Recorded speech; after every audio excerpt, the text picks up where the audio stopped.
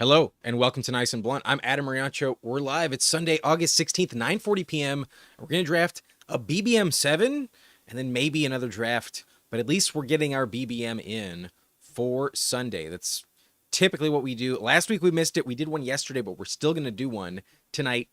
Let's fucking go.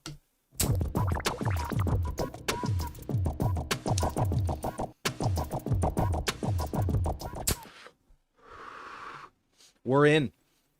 We're going to hop in. The name of the video speaks for itself. If you want to join, we're going to drop the countdown. I recommend you enter somewhere between Baker and Brett Favre. Nice and blunt, torch up, nice and blunt, burn up, nice and blunt, rank up, inhale, exhale, points rail, nice and blunt, torch up, nice and blunt, burn up, nice and blunt, big drop, inhale, exhale, points rail. One spot left. Let's go. Not going to be a long wait at all. That's very fun. All right. We are popping in here. What's up, Jamie? We are smoking. Number one like, I appreciate that. And then disbanded. Thank you for checking in. We still have one more spot in this BBM 7. So if you want it, come on down. We're going to be striking on some unsuspecting folks. I imagine the lobby was close to being full when we hit the button. So maybe there's a few of y'all in here. But there it is. We're ready to go. Let's see what pick we get. Come on, big money, no whammy. We get pick 11. I am very comfortable with pick 11. No issue with that at all. And that's pretty sweet. If anything, I'm going to take a look at my exposures in this contest specifically. And that might drive some of my choices. Let me pull that up, actually. And some of these I might be upset with. There's some interesting picks here. But all right, here is my exposure. I'm using the free Solver Best Ball Explorer tool. And I've specifically isolated BBM. I've drafted 27 teams in Best Ball Mania. And this is a breakdown of my exposures in this contest by pick. So we have 11. We're going to be at the back end. I've got a lot of Justin Jefferson already. A lot of Ashton Genty. I probably won't take those guys. I don't have any CeeDee Lamb in this contest. Whoa, that's fucking crazy. That's shocking. I thought I would have had at least one share. So damn, we got to get some of that. Some of this is just pick exposure, but shit. I'm low on Saquon. I'm low on Ken Walker. I got an okay amount of James Cook and Chase Brown, but slightly below 8%. I got a shit ton of Hampton, a lot of Derrick Henry, okay investment on Achane, low on A.J. Brown. I don't like his Week 17 matchup, but Bowers I have a decent share of. We're not drafting many receivers. All right, this is interesting, but the draft is underway, and boy, Super Beast Keith goes Jamar Chase at 2, so D.D. Eaton gets Bijan at pick 3. Good for him. We got a lot of badgeless in this one. This may be interesting, but Tricky, the green badge at the 101, Super Beast in here. Like we said, Double D Eaton. Jay Tolios at the 4, Jay Sass 89 at pick 5, N Curry pick 6, Jay Rick at the 7, CJ Maldo at the 8, P Love, Ossifier, I got the 11, and then Beach Bum 803 in the house at pick 12. Let's go. Jamie says, I had to go back and watch that countdown again. Nice and blunt, Victor. Glad you like it, Jamie. Appreciate the music. This was, I believe that was one of the first songs you ever sent me. I believe so. But glad you like it. McNick saying over on Hampton, over on McConkey, over on Herbert. Sensing a pattern here, but I'm not quite sure. Surprise, surprise. I draft my Chargers. I like that investment, you know. It's where I've decided to pack my bags. Biases may have decided that, but they also are set to fucking crush. So CJ Maldo, not gonna let me have my first Lamb exposure in the fuck. I do fear that Dak Prescott goes down, but I don't think I want 0 Lamb. I still kind of have some faith in Joe Milton, but Jefferson goes.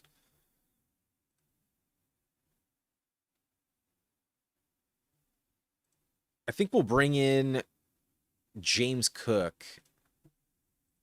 I think we'll do that.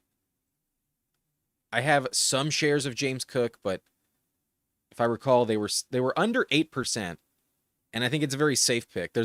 I'm not convinced he has a chance to finish RB3, but if you told me one of these guys didn't finish outside RB8, I would be shocked that it was James Cook. Ken Walker, Derrick Henry.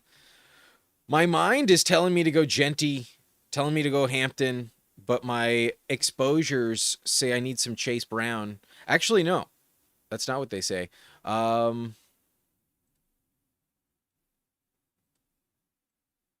take Genty. I'll take a James Cook, Ashton Genty selection.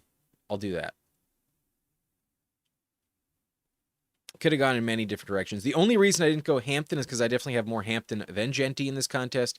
And it's the same bye week. It's not the end of the world, but to start off RB, and they both miss week 7, it'd be a bummer to finish third in this lobby, lose by like 20 points, and that's the reason why. It is possible. That's the reason why. Odds are we crush big enough to just be the number 1 team in the lobby, and we don't have to worry about that, but top of ADP, Ashton Genty, hard to pass on sometimes. So a James Cook, Ashton Genty start, we are okay with that. Let me see what my chances of having that are.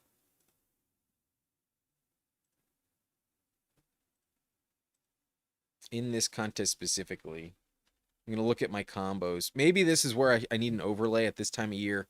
Might help me out. But there's one of my BBMs with James Cook that has terrible CLV on it. Holy shit, it's brutal. My 13th round pick was Antonio Williams. That's what's bogging it down. That team also has Genty and Cook. So we'll be all right. We'll be okay. At least ADP says that's pretty nice. And another Genty team, always fine with that. Anyways.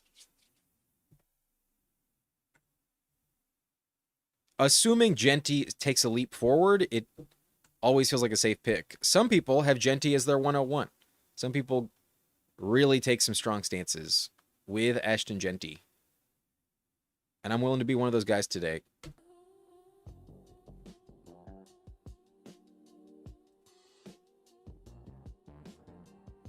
There's the team that has bad CLV with Cook and Genty on it. And then the other team where I have James Cook in this contest has Hampton and Cook. So either way, it was going to be one of those combos. At least we avoid the same bye. But perhaps a James Cook, Chase Brown might have been better.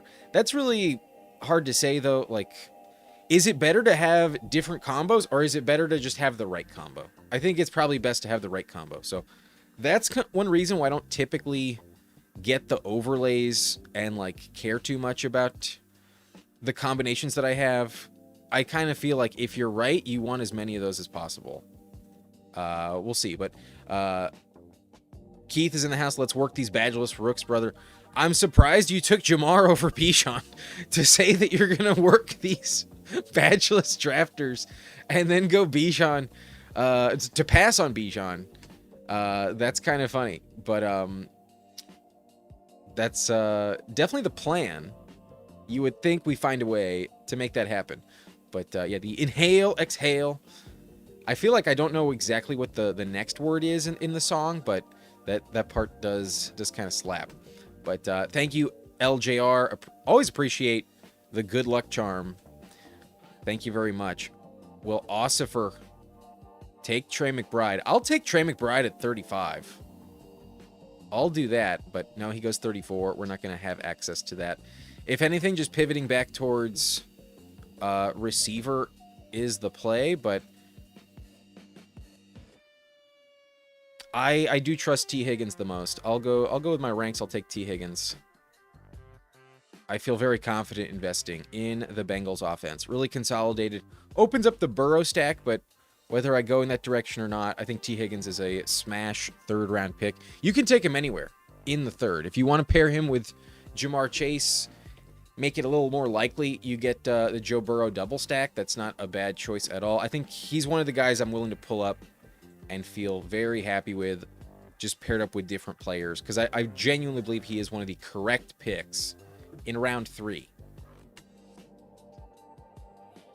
Waddle is who I believe is the correct pick in the 4th. Over Garrett Wilson. It's close, but I'd rather bet on Sean Payton and the Broncos and open up the Bo Nix selection. I'm happily going to go Waddle at pick 38. I think you can justify Colston Loveland anywhere in the 4th. If you want to go Loveland there, I think that's totally fine as well. But other than Garrett Wilson, I do feel a little bit shaky about some of the receiver picks, because you can hype up Ted McMillan with his 8th overall draft capital all you want, but it's still the Bryce Young Panthers offense. Not that compelling to me. I think Ted McMillan deserves to fall myself. He's fine. He's a good talent. I just don't believe his career is going to take off in the way that delivers really good return on investment in year 1. I worry about year 1. Or year 2. Year 1, he was fine. He kind of got lucky with some touchdowns down the stretch. Kind of barely cracked 1,000 yards. I don't envision him getting much better. He had 7 touchdowns last year. If anything, I could see that go down kind of easily. And then I believe he had like 1,070 yards. That I just don't think is going to change. So a fine floor play, but you can get 1,000 yards out of several guys going later. Will we get enough touchdowns to justify the Ted McMillan selection? Some people really trust the catches to compensate, but I don't think it's that much different than someone like Garrett Wilson. If you told me Adams was fully healthy, I could see Adams easily outscore Ted McMillan in 17 games. Definitely going to score a lot more touchdowns. So Ted is a weird selection, in my opinion. Round 3 is looking like a smash round for receiver. I think there are some landmines at running back. I'm not totally convinced that Love, Javonte, Breece Hall all pay off round 3. And then even Kyron is a little bit shaky just because of the Blake Corum situation. So we'll see how round 3 pays off. But given how Travis has fallen, now that Swift has an injured Monungai, he feels even safer. Scatabo, I've always thought is a good round 4 pick once I came around to it. Maybe not always, but consistently this season since May, I've been on the Scatabo train. So I like a lot of the running backs in round 4. There's not as many receivers I think are as strong. Round 2 is elite for running back. Round 4 has a bunch of good ones. But Waddle, I think, is still one of those like late 3rd round picks. Waddle in the 4th feels very, very safe. But Jamie says, don't underestimate the badgeless. I used to not have a badge, but I'm a badass drafter. There is something to say about that. On occasion, it just means you're new, technically. It just means you're new to the website. You could know your shit, and it just happens that you haven't drafted 500 yet. But the badge sometimes is more indicative of an addict than a good drafter. I mean, just look at my teams. It doesn't always mean I know what I'm doing. What's up, Who Hames? How we doing, fam? But Scatabo in the 4th will win a lot of leagues. But we start off running back. I'm willing to go wide out. Travion still available. P-Wash is here. I might just take the fall.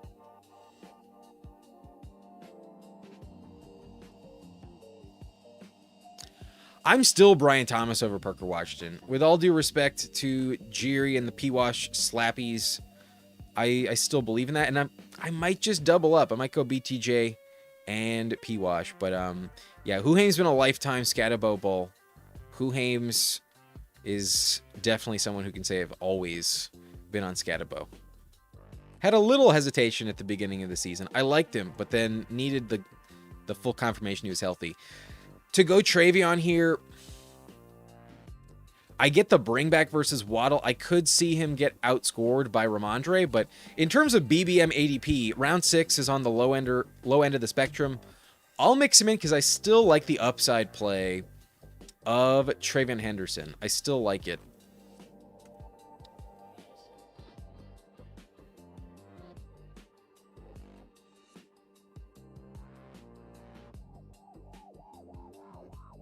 but he might just suck. He might be terrible.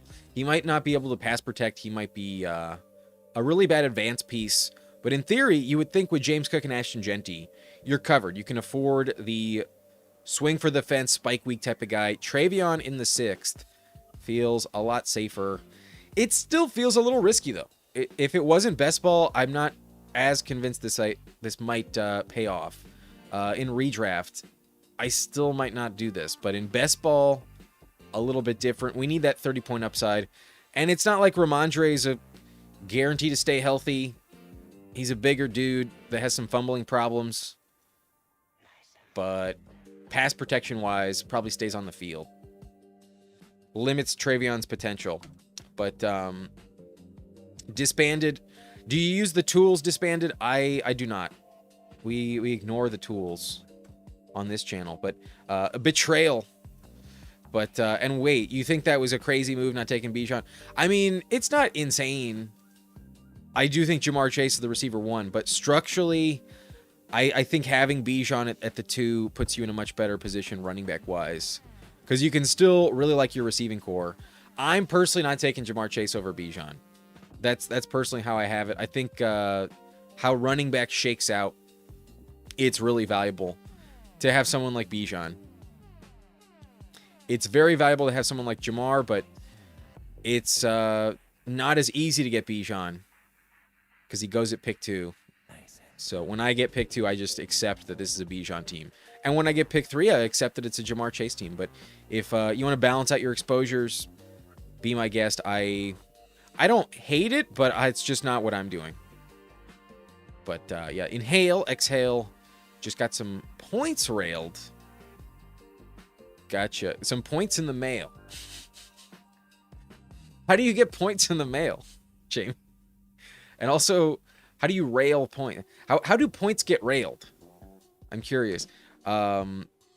Is it 500 a season or lifetime to get a badge? 500 lifetime. Lifetime. Yes, the badge is like the chip you get in AA, more so than a stamp of approval. If anything, the goat horns are probably the biggest correlating factor between someone that knows ball versus someone that doesn't. If you have goat horns, it can't be questioned. If you got a red badge like I do, who knows? Who knows? But points railed. I still don't get it. I feel like it's just... that's just a word there to rhyme. Not necessarily because it makes sense. Or maybe I'm just missing something, but points railed. Kind of strange, but points in the mail is definitely less understandable. But yeah. Herbert goes in this one. P-Love taking an unstacked Herbert. That's usually what I do, but that's all right.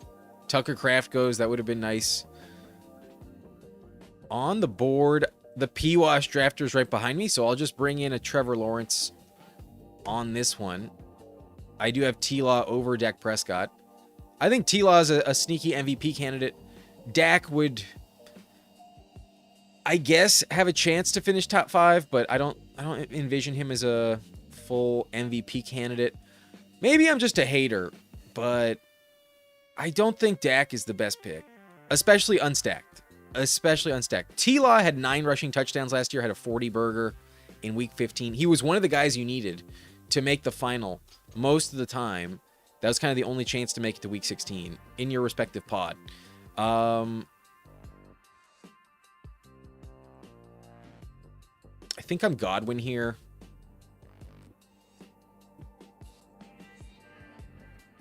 But you know what? I have Daniel Jones on the thumbnail. We're going to go Josh Downs. At the moment, they still haven't brought in Keenan Allen, and Alec Pierce is banged up. So I'll mix in a Josh Downs selection.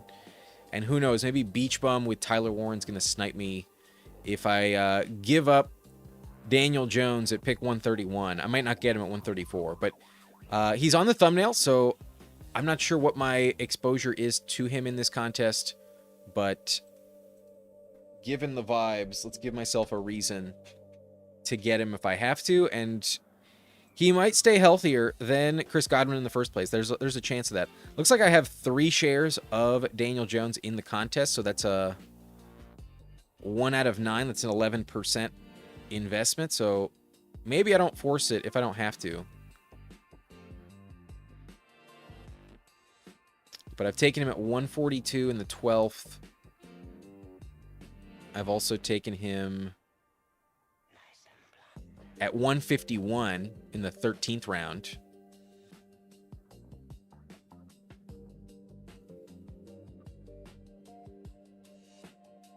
And 141. So I don't think I'm going to take him at 131. I think I could maybe even push him to 155.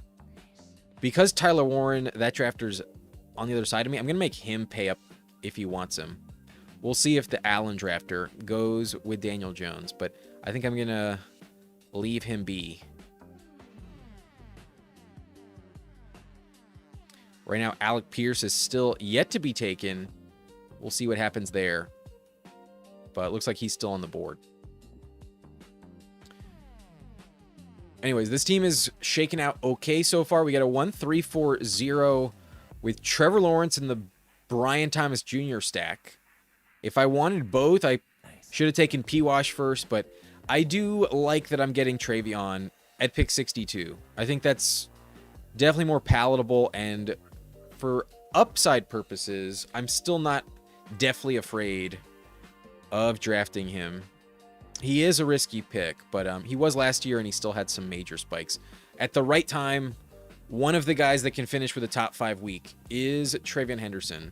You never know. But disbanded, only drafts football, same. I don't draft any other sport. Just raw dog it 100%. This is very accurate. However you want to read this, I can't disagree with this. It definitely feels better.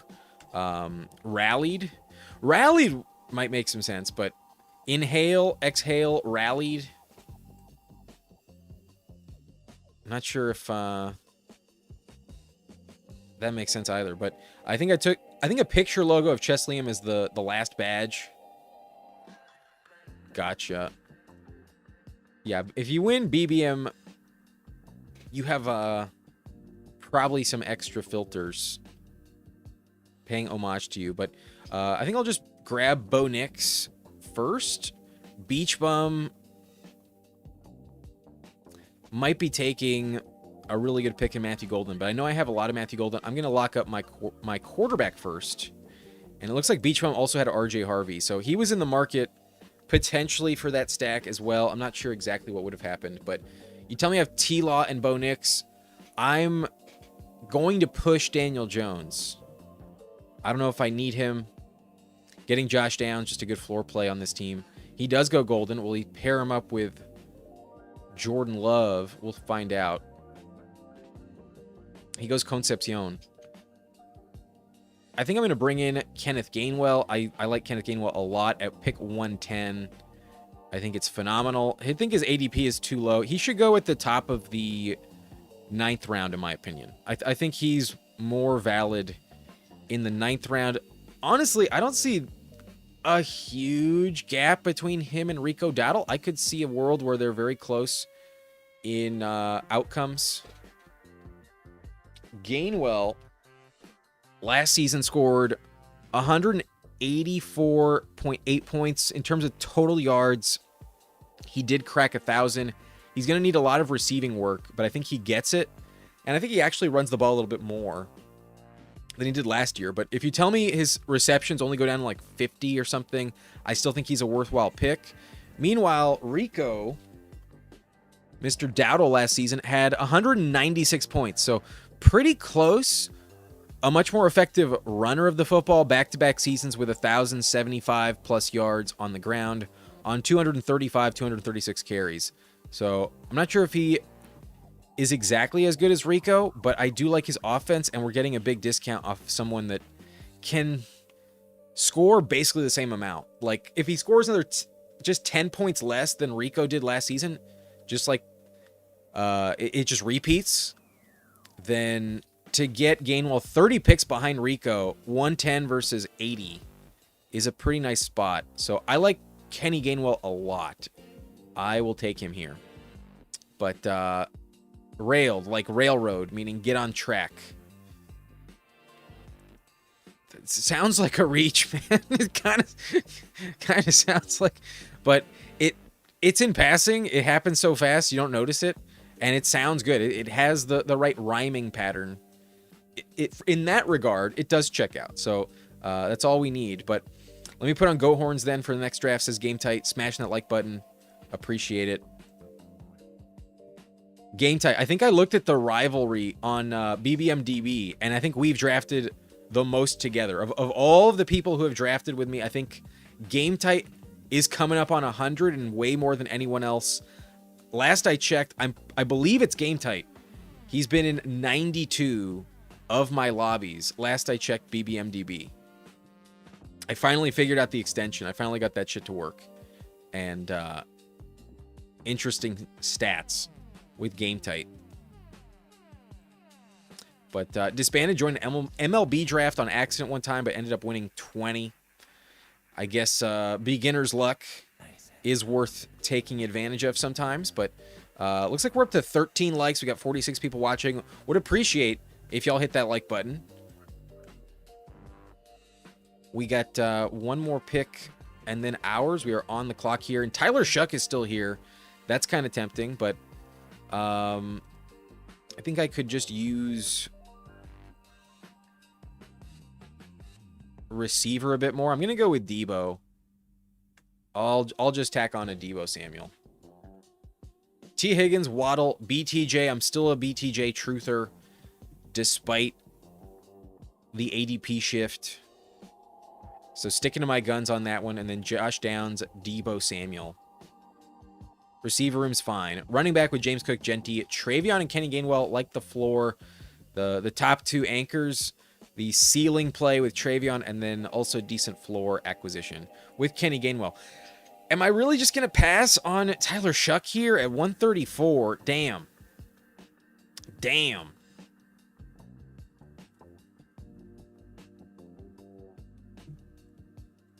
I am not. I'm just going to take him. We'll let the chips fall where they may, but I'm just going to take him. In BBM specifically, I like the 3 quarterback build, and this is just a really good price. On a quarterback, I think is extremely valuable already. So for him to fall, interestingly, less than like a full round technically. It's technically only 9 picks, but he's already falling dramatically for no real good reason. I know he loses Tyson, but still, I think I still really trust Tyler Shuck. I think Tyson will still play most of the season. If not like 15 games, like I'm not really worried about it too much.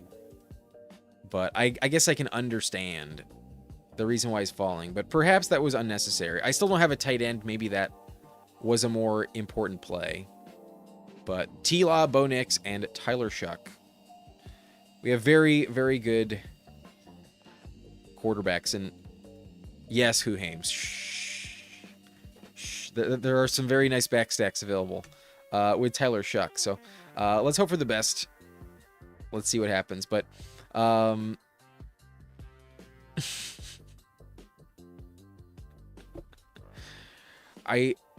long as you're not the one getting railed, I guess. The points are getting railed. Disbanded says, I don't know shit about other sports anymore, just high school football, NCAA football, and NFL. Since NIL, high school, and NCAA isn't the same scouting anymore. I've lost some interest in other sports. I will say that. I don't watch baseball anymore until it's the playoffs, kind of. Even though technically a Dodger fan, that they're still kind of boring. It's fine. It's not my big thing. Basketball has lost a lot of my interest has been lost in that as well. But I don't even watch golf as much anymore. Golf is still kind of interesting to me, but I'd much rather just play it than watch it. But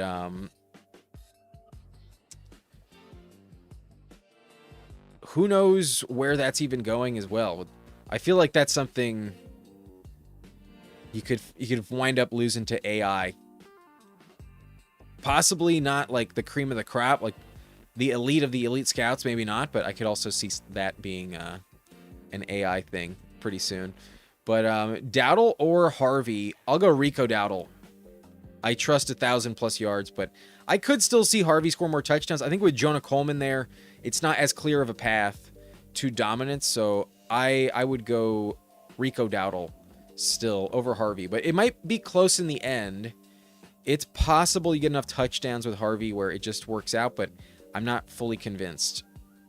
He delivers. Trey Harris already off the board in this one, but I'm going to take Juwan Johnson. I'm not going to risk Beach Bun sniping me. I have Tyler Shuck, and we get the backstack with Juwan Johnson. Beach Bum has Tyler Warren. Who knows what he wants here? Running back's a little bit strange. My boy Bigsby's a top ADP, so I wouldn't mind taking him. Charbonnet goes. That would have been my pivot. However, I kind of want to take Kamara. I kind of just want to stay in New Orleans. I have a lot of Tank Bigsby already. I'll mix in Kamara today. I'll go in New Orleans.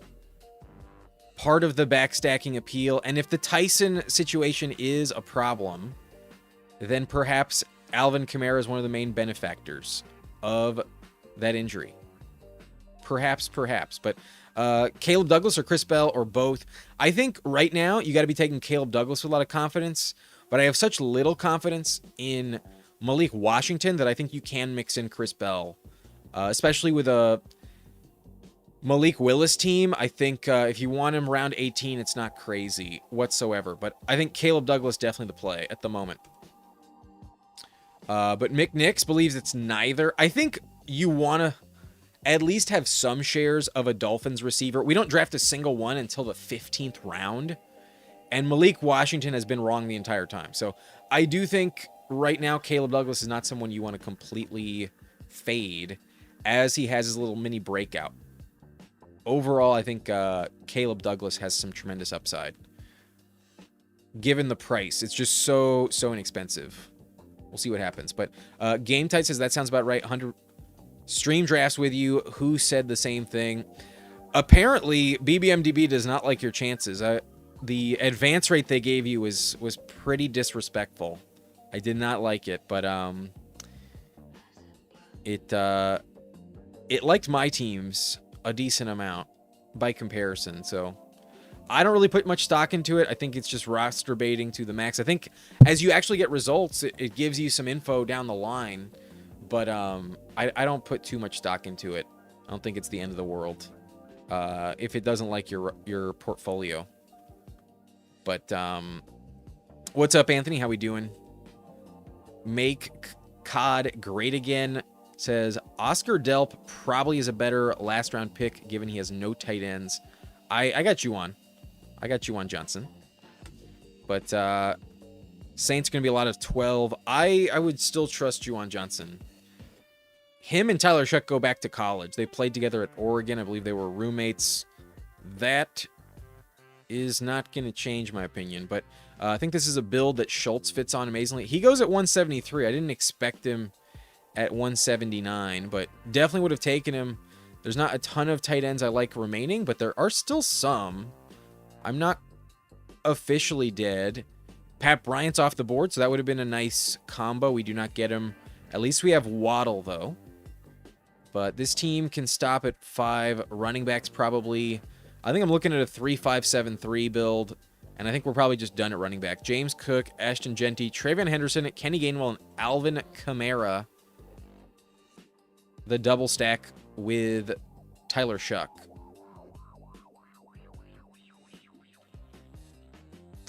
But I would have liked Terrence Ferguson a lot. He's off the board, so let's pivot to A.J. Barner. I think touchdown-wise, I like him a decent amount. And yardage-wise, I think I trust him too. So 179, slightly past ADP. I will mix him in happily.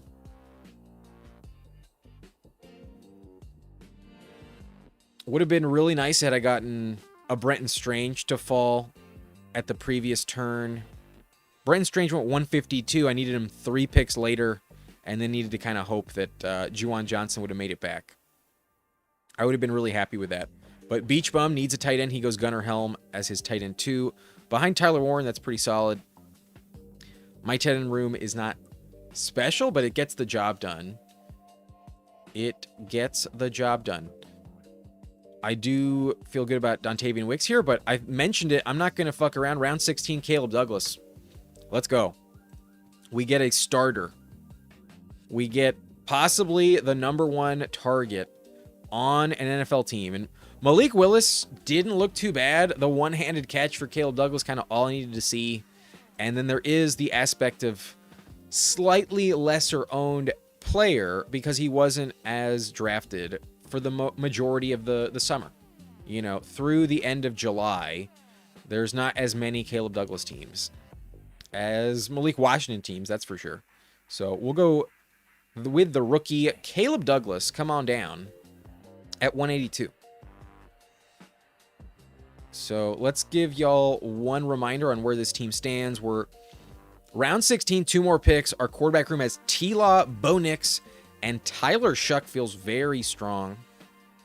Got no complaints with quarterback. And for the luxury selection on BBM, I like that it's a quarterback. So good falling price with Shuck.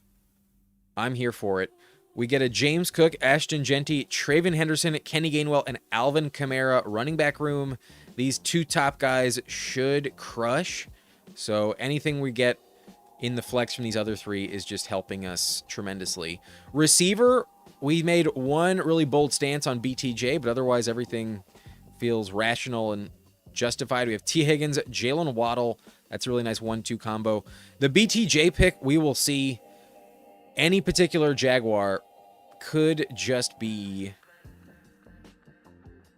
a bad pick just because it's so crowded. But I do like the upside any given week on BTJ. And I want that Commanders matchup. We get the stack with Trevor Lawrence. Josh Downs, though, good floor play, especially if they don't bring in Keenan Allen. His role is very secure.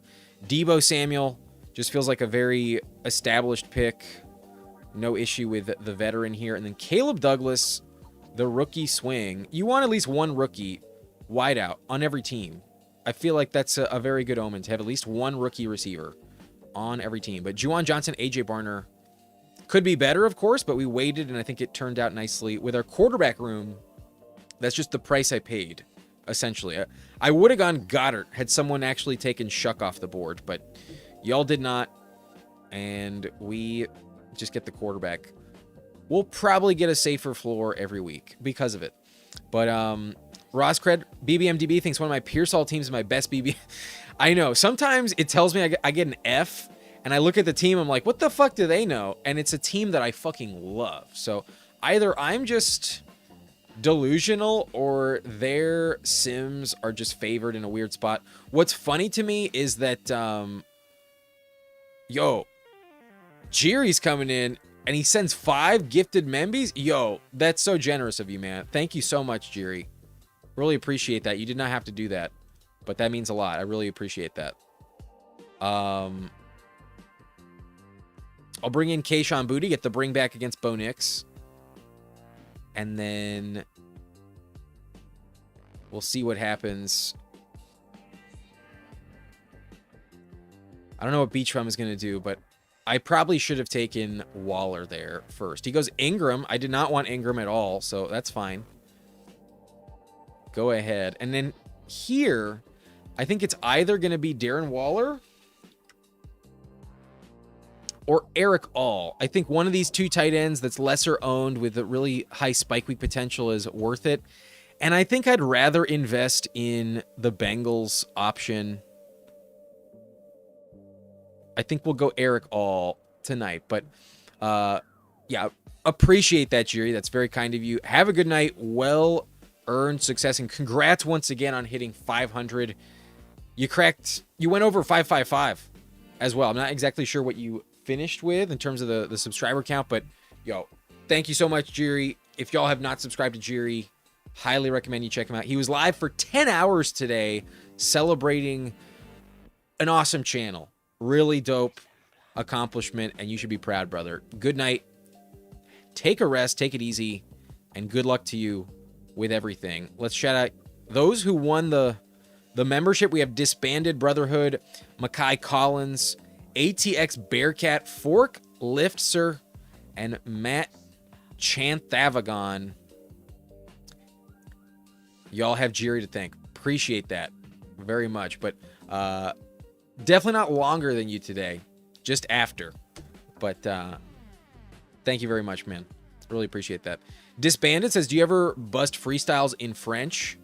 There was a brief monologue I did give in French. The first time they dropped the Frenchie, I did whip out the old French. But in general, we don't go too crazy on the other languages. But Ricky was indeed that sacrificial lamb this season. Sadly, I had about 13% in the regular season on Ricky Pearsall. But I had more shares of Debo, so it was kind of a wash. But nice indeed. Yeah, we really appreciate Jiri. Awesome dude. If y'all haven't subscribed over there, what are you doing? Go and support our friend. Very awesome channel over there. Roni Baloney says, I've literally seen someone take Pearsall in every single draft I've done since the injury. That's crazy, because I don't even think they let you do that on Underdog anymore. But the BBMDB grades are just based on Underdog projections, I believe. If that's the case, then yeah, don't put any stock into that. But there's some that it really likes that I do understand how they could really crush. And then there's some that it likes, that it doesn't like, that I fucking love. So I want to have different takes than the BBMDB sims. There's no way they sim it fully accurate. So we'll see what happens. But it's fun to look into. It's a little bit interesting.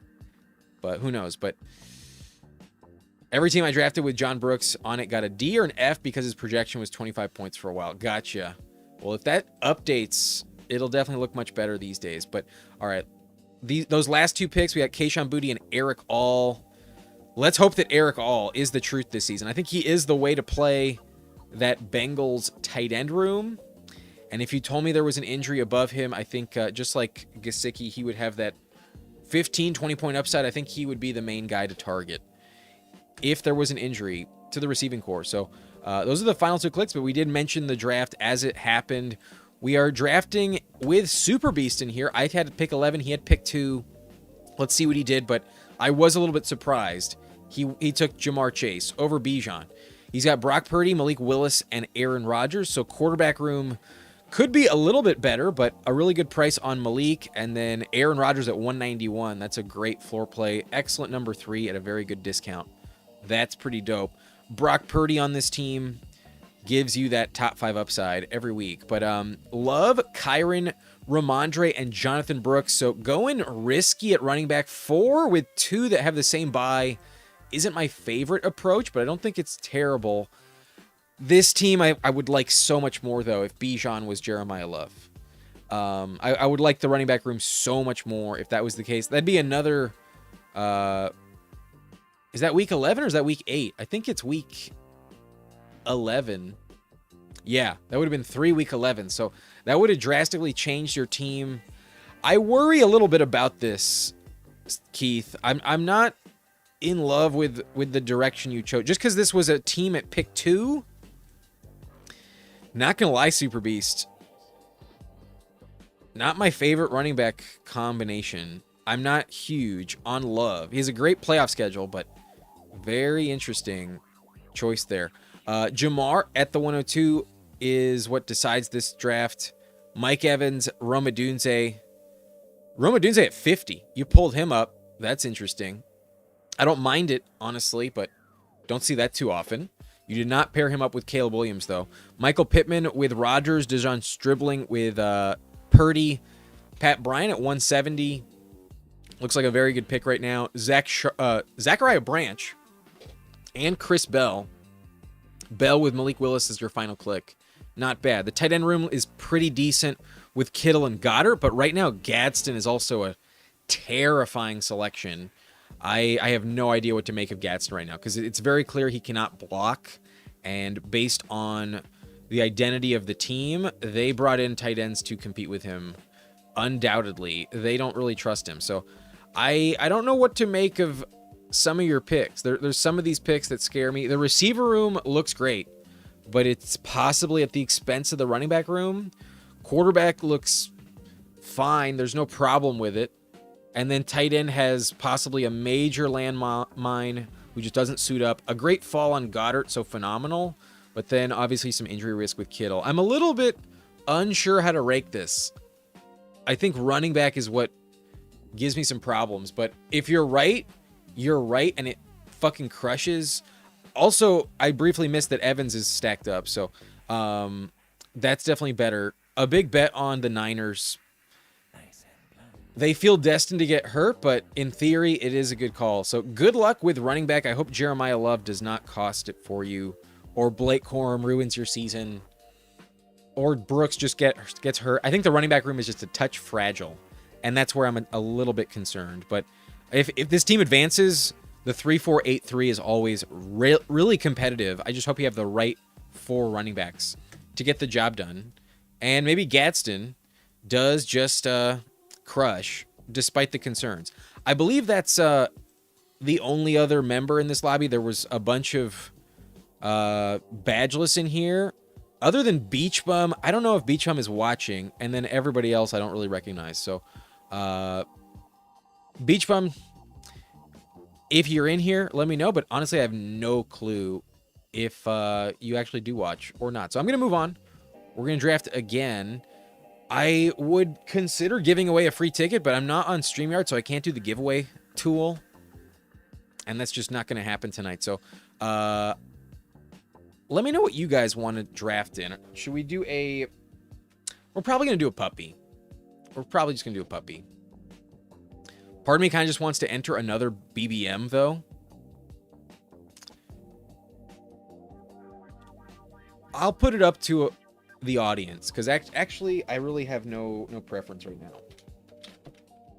Because tomorrow I might spend a lot of time on drafters. At least one draft tomorrow. We'll be on drafters. So we'll see. But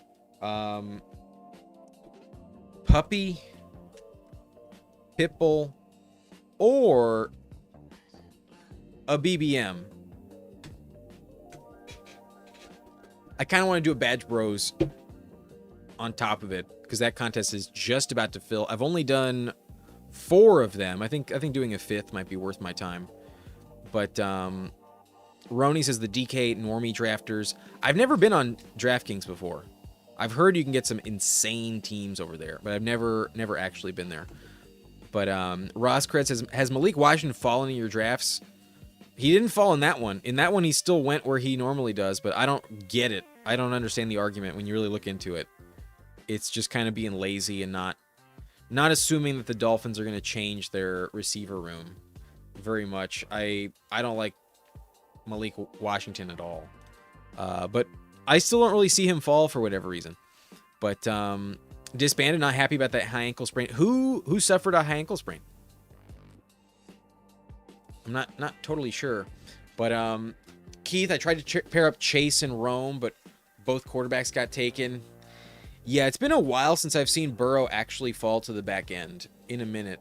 It looks like the overwhelming stance on this poll is going to be the puppy. BBM has a chance. We're looking at 58% saying puppy, 17% saying pitbull, and then a quarter of folks saying BBM. So I'll leave the poll up for just a brief amount of time, but about twice as many people want the puppy as opposed to one of the bigger dollar entries. And that's understandable. But appreciate you, Keith. Appreciate you for being a member. Thank you very much. But Ross says I'll join a puppy. J-Rock the Party says love, supposedly. Okay, gotcha. That's not good. I didn't see that, but that's really not good. I don't want to deal with injuries at this time of year. Those guys need to come off the... Maybe not off the list entirely, but not as valuable. That's for sure.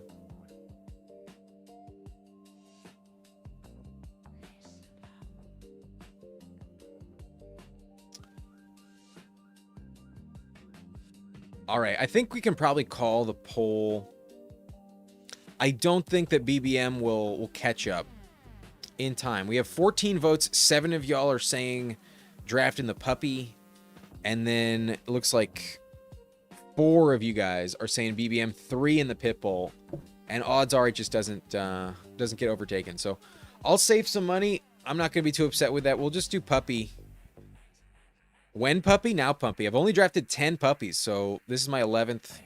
Let's get it going, and we will be drafting. Hope y'all are ready. After the countdown, I recommend you enter somewhere between Baker Mayfield and Brett Favre. Lego. Nice and blunt, torch up, nice and blunt, burn up, nice and blunt, rank up, inhale, exhale, points rail, nice and blunt, torch up, nice and blunt, burn up, nice and blunt, victor, inhale, exhale, points rail.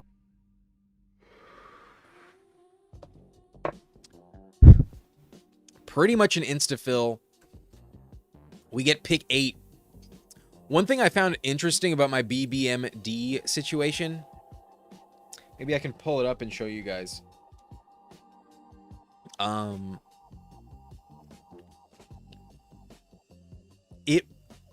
I think tips its hand on like which draft position it likes the most for you.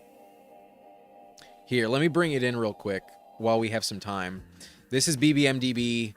It's telling me I have a 22% advance rate. It should be 22.5. So 120 teams expected. 118 is what they're assuming. Big whoop. That's not very different. I like that I have $4,200 in entries. 2,500 of that was site credit. Full transparency. But if you look at my pick exposures, it's telling me I have a better chance of advancing everywhere in the top 7. And then once we hit 8, 9, 10, 11, 12, I am all of a sudden less likely to advance by a wide margin. And the strategy it hates for me, the way the Sims have gone, it really does not like the way I've drafted at pick 8. And I've had overwhelmingly the most shares of pick 8. So that's where it's really knocking me. I have a very low advance rate regarding my pick 8 exposures. Out of 64, it's only thinking 11 of them make it, which is pretty low. I only drafted 40 times at pick 1, and it's thinking I advanced 13.3 of them. So I don't know what this math is like, but basically it feels, looking at this, it's just biased towards the back end of the board. That's kind of how I read this. I got a really low number as well at like pick 12 and 11. So it just doesn't like the way I'm doing it, but I don't really care. I'll go CeeDee Lamb. We'll get the elite receiver. Hard to replicate those points when it's all said and done. But given this draft has begun, I'll remove the poll. Not going to confuse anyone that comes in. Not sure if we're drafting another one or not. But Acevedo, infamous, in at pick 10. He knows what he's doing. He doesn't have a badge. We got Con Man at pick 1. Spurs, Anthony pulled the 102. K-Space pulled the 103. Destax at the 104. We've drafted a few teams with him, but not sure you've ever let us know you're lurking in the chat. I would imagine you're watching. You took CMC at the 104. I don't hate it. I hope he stays healthy. But game tight, got Puka at pick 5. J-Rock the Party took JSN. Bob the Builder took Amon-Ra the 7. I took CeeDee Lamb at 8. Shea Stadium at 9 took Taylor. Infamous, that's LJR Acevedo. He took Jefferson and Chase Brown. J-Lup's in the house. J-Lup is a member. Took Genty and Saquon. And then Niners fan took Ken Walker and James Cook. And BEA Beautiful. Omarion Hampton available at 17. Phenomenal. I will happily buy the dip on Hampton. Y'all are going to let him fall. Be my guest. I will scoop that up. Hampton after AJ Brown. Brown could possibly just be one of the guys you need, but Hampton could also just win Offensive Player of the Year. Hampton might have Raheem Mostert's breakout season on steroids. That could also happen. 20-plus touchdowns for Hampton could 100% happen. I'm not going to fade my boy. I'm going to turn off my fan, but I'll be right back. Do we have the music on? Yeah, we do. Okay. For a second, I thought we didn't. I wanted to make sure. I'll be right back.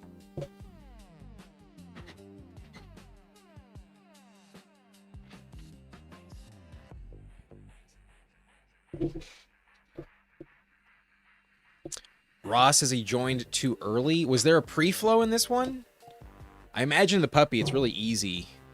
Really easy to get in there, but most of y'all are friends and family. There's only a few names in here I don't recognize. There's maybe like 3 or 4 people maximum that I've never seen. Shea Stadium, I don't recognize. Bob the Builder, not sure. And then Con Man might be watching. So I guess maximum 3, but who knows? What's that tool called? How much is it? The one that I was using to see my exposures. This one. This is the solver, but you might be asking about this one. This one is BBMDB, and it was annoying to figure out how to get their extension going. I had to learn something, but once I got it, it did fix itself. It did find a way, but did I not draft Vele on the last team? I thought I drafted Vele. I guess I didn't. I guess I forgot.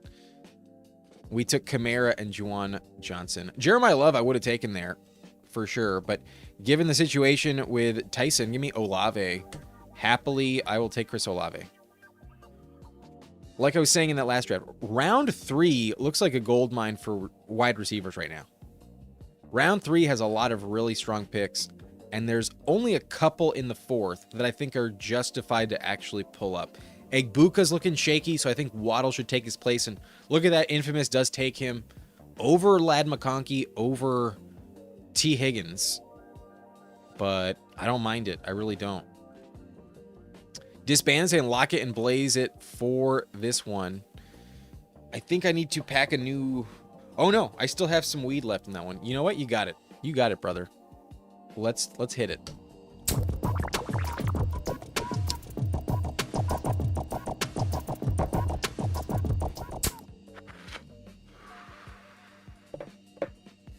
Here we go. T. Higgins, Garrett Wilson off at the turn.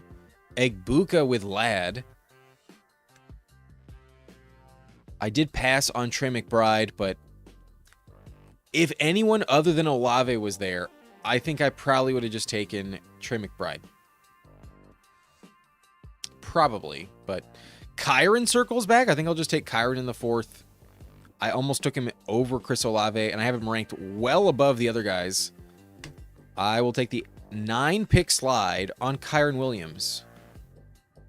The contract is big enough to trust, but Roni says Von Miller's playing football this season. The Cowboys are desperate on defense. Von Miller feels a little bit washed, however, only because the Bills didn't have like another pass rusher to play opposite him. When he was opposite Aaron Donald, he was amazing. However, don't feel like Von Miller is the same player at this point in time. I think for the Cowboys, sometimes the vibes are pretty good playing over there. That sometimes that really helps in terms of motivating factors. But it's the Eberflus defense. How good can it be? I don't know if Von Miller really overwhelms the defense anymore, but they have a much better defense than they entered last season with. Cowboys could definitely win the division. Cowboys are a sneaky division winner. Definitely in the cards if their defense actually is improved. But Ross Kretz had just got Lamb and Jefferson. It's possible that Jefferson is just a terrible pick again. It's also possible. Last year, Lamb didn't score anywhere near as many touchdowns as the years prior. If his touchdown rate continues to be slim, although I took him in this draft and I feel pretty good about it, I could see a world where CeeDee Lamb does not pay off either. There's a chance. It's a pretty slim chance, but Jefferson either is fantastic or crumbles a little bit, just like last year. And it's also possible Kyler just gets hurt and we're stuck with 9 again. That'd be a bummer. His stats were better with Carson Wentz, but JMO circles back. I'm happy about that. I'll mix in JMO for sure on this one. At 56, shout out our boy Jiri Football. Getting a lion. But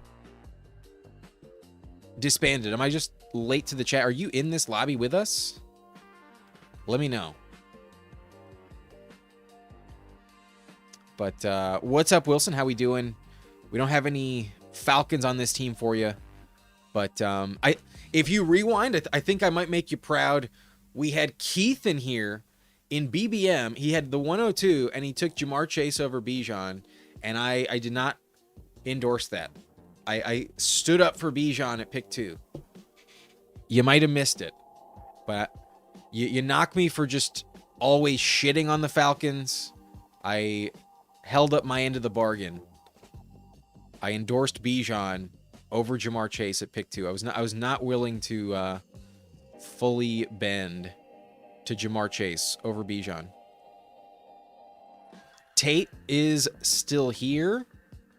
I do think having Tyler Warren would be really valuable, though. But I do rank Tate above him. And receiver's about to get weird. I'll go Carnell Tate. Let's have a very high-end receiving room. Should be the top target in Tennessee, and with Brian Dable calling the plays, should be the first read and set up for 150 targets. We believe that Wan'Dale Robinson has a chance to repeat on 140 targets. Right? He has that 2 straight years, and one was with Neighbors, one was without. I don't know if people really believe in Calvin Ridley. I don't necessarily believe in Calvin Ridley. If anything, I think he's more likely to get traded than stay there. But I think it's safe to assume that Carnell Tate will have more targets than Wan'Dale this season. So if we think it's legitimately possible that Wan'Dale gets another 140, then Carnell Tate should get like 150 minimum, if not more. Malik Neighbors had 170 targets in only 15 games his rookie season. Now, is Carnell Tate as good as Neighbors? That I'm not willing to say, but he was drafted with a higher pick than Malik Neighbors.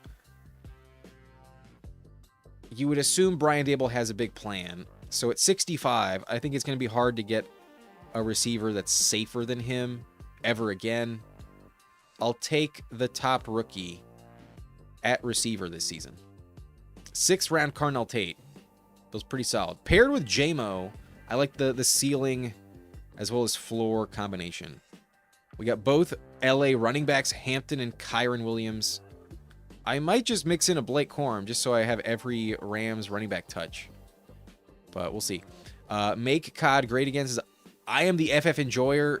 Too much hassle to change accounts. Gotcha. Good to see you. So you're both of these. Appreciate the double views. My ranks say to just take Justin Herbert, but Ramondre Stevenson has fallen. We took Travion on the last one, and it felt a little bit gross. So, if anything, I've seen Ramondre moving up the board lately. I'll just take him at 80. I'll be okay with that. If Travion is a much worse pick, then in theory, that makes Ramondre a little bit safer. So, the Drake May drafter almost got him, but not on this one. He has A.J. Brown, though, so he's in the clear. And then the Travion drafter did not get to double up. Sorry, Infamous. Not on this one. But thank you for the double views. Conman says, if it's a good draft, it's me. We do have Conman in here. He has the 101. I had a feeling you did watch. Gibbs, Pickens, Devontae, and then not a single receiver since then. Montgomery and Judkins, I don't mind that strategy at all. Then you go Hurts with Devontae, makes plenty of sense. And then Price fell to 73. I think I probably would have just scooped that up too. I can't complain on any of your picks. I do have Olave and Rashi ranked above Devontae Smith. That's the only direction I would have pivoted. But you ended up with the Hurts stack, so even better. Lemon is here, but so is Dak. I'll just take Dak. We passed on him for Ramondre, and he circled back. This feels way better. This feels like the right spot to take Dak Prescott. I still have Mahomes ranked above him, but he's probably safer just... I don't know if either of them stay healthy, but at least he's not coming off a major injury. He's had 2 major injuries, though, in the last 4 seasons, and every even year for Dak has been tough. He hasn't been able to stay healthy for 2 straight years in quite some time. He also doesn't run the ball anywhere near as much, but I have CeeDee Lamb. When I take Dak Prescott, I want it to be on CeeDee Lamb or George Pickens teams, and I don't really like taking Dak in the 7th. So if I don't take him in the 8th, he's never making it back. There's no way he falls to even con man. He'll go unstacked to someone. The Cowboys truthers are out there, but today I get a rare share of Dak Prescott, and I'm happy with it. I just take Herbert way too much. I have T-Law ranked above him. Same with Mahomes. So given I'm a little bit lesser exposed to Lamb, I just have fewer shares of Dak Prescott. I don't love taking it with just the plan of only having Jake Ferguson or Ryan Flournoy. I might mix them in on this team, just, triple down on a Dak Prescott team, but I'm not that upset if I don't get them. Ross says, I feel like you got to reach on Allen to get DJ Moore now. Not necessarily. I think there's worlds where you get Allen at pick 40 and you still get DJ Moore at 57, but I suppose he has been moving up a little bit. J-Rock did take that. He has Allen at 30, DJ Moore in 54. Allen's a very legit pick, so to get it stacked up even better, he took Tyson at 67. He's not afraid. Chuba Hubbard has fallen. Damn. Do I just take that, or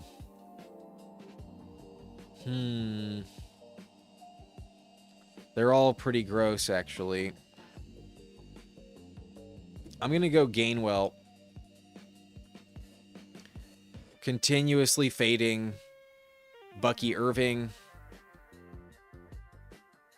I feel pretty good with Kenny Gainwell. Some of y'all like JCM there, but I'm pretty good with Kenny Gainwell. What's up, K-Space? I see you in here. You got Jamar Chase, Nico Collins. You took Javonte at 27. You're a bit on an island. I don't typically see Javonte that high, but you take him with conviction.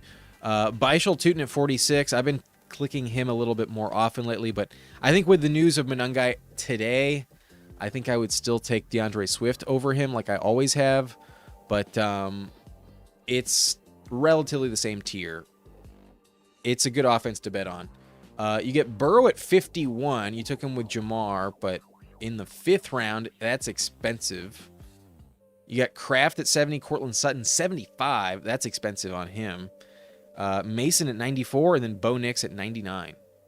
Sticking with your convictions. Quarterback room looks very good. Running back room, a bit interesting. But do I just take the fall on Monangai and just call it done at running back?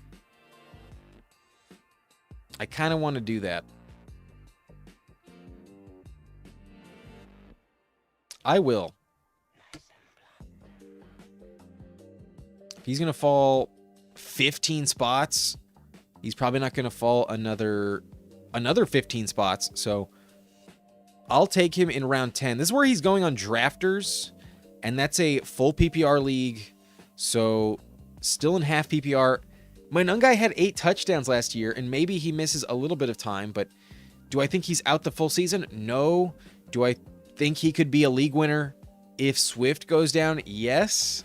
So to get him 22 picks after Blake Corum with the same league winning upside, I'll scoop that up today, and we're just done at running back. I have Hampton, Kyron Williams, Ramondre Stevenson, Kenneth Gainwell, and Kyle Monangai on this team. Pretty decent. But appreciate you, Fancy Dog. Thank you very much for the $3. That's very kind of you. A long-time supporter of the channel. Fancy Dog is the man. Thank you very much. But number 6, I think we have more than 6 likes on this. We're up to 30 likes as far as I can see. But appreciate you very much. But gotcha. That's very kind of him. I appreciate all of the generous compliments that Rob has given me. Rob's a really good dude. It was a really fun time hosting him on the channel. Thought he had a really balanced and honest take on the Bears, projecting them for 10 wins. Not what I expected, but made a very good case for it, very reasonable.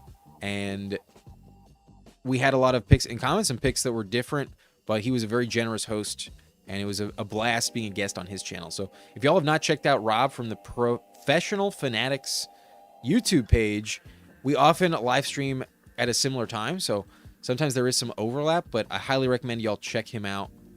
Really dope thing he's got going on over there, and an awesome community that really loves the show. And it makes sense why. We're going to go Tyler Shuck again on this team. I'm not going to risk him circling back like he did on the previous one.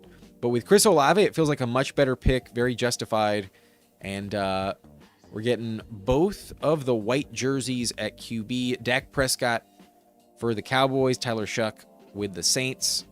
And they're both stacked up with my top two receivers. CeeDee Lamb and Chris Olave. Double stack. That feels very, very nice. But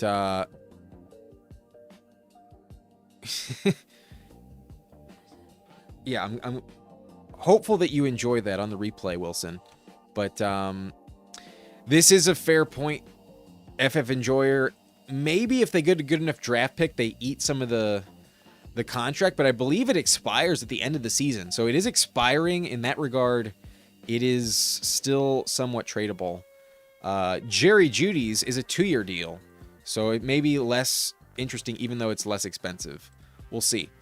But I feel like the best spot for Jerry Jeudy is the Falcons. There's not another one I think works for him. But Aaron Jones is still here. I don't think he fits my roster, though. I don't have a tight end yet. And Jake Ferguson didn't make it back. I like Jalen Coker here a lot. I think I'm just going to take him and just get back in at tight end later. Just like the last team, we can still make it work with some late investments. But I actually got sniped on Ferguson at 127. I didn't realize that. Bob the Builder really likes Ferguson, even unstacked. Might be setting up the double Ferguson with a Stafford Terrence Ferguson later. Who knows? But I was never really in contention there to get Jake Ferguson. But all is good with that. We get Tyler Shuck instead, and I need quarterback points in the first place. So stacked up quarterback points are better, and this team is coming together. Running back feels very strong. That's always good. Quarterback, we could stop if we want with just the two. I don't have a giant on this team yet, so I would have had to pull up Isaiah Likely. I didn't do that.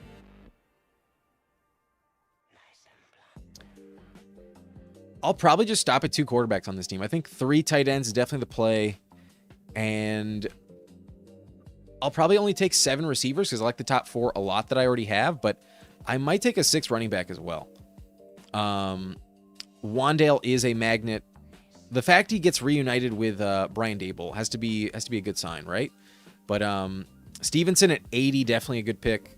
I'm well behind on the chat. If you said this when I took him. Has high weekly upside, but Stevenson should probably go before him, I think. For true upside in best ball, yes, but in terms of like actually making the playoffs and advancing, I think it makes sense that Ramondre will have a higher advance rate than Travion most likely. But you never know. An injury might decide it. At the moment, it feels like at pick 80, Ramondre is a very good pick. But good to see you, Hetzer. I'm doing great. Thank you for asking. Appreciate you joining us tonight on this later evening. But we were live with Jiri earlier. That was really fun. Draft and stream. Check that out if y'all missed it. That was really fun. But Ridley is making 45 mil through 2027. I can't believe that. I know. He fleeced him. His agent fucking fleeced him. We did not get Brenton Strange on the last one. And I already have Chris Olave, so I'm willing to pass on Juwan Johnson for the moment. I'll go Brenton Strange. I have a lot of Hunter Henry already. I like all the tight ends in this round. I think it's a really good sweet spot for values. So Brenton Strange wasn't on the last one, and I take a ton of Hunter Henry. So Brenton Strange makes sense here. We'll see what we get at 161, but I might pull someone up. But 15 mil this year, 30 mil the next, or is this minutes? Not quite sure, but yeah, the best ball community is so kind. There's so many amazing people, not just who make content, but in the chat, in the community. We all want to help each other out. Essentially, that's kind of, I think, what brings us all together. We are trying to get it right, and happy to hear everyone contribute to the pot, because there's so many different layers to the onion, and different people have different expertise in other directions. So there's nothing but good vibes, and the people who watch all of this content make it all possible. It wouldn't exist without the people who watch as well. Up and down the board, it's pretty fucking dope. None of the tight ends really made it back, so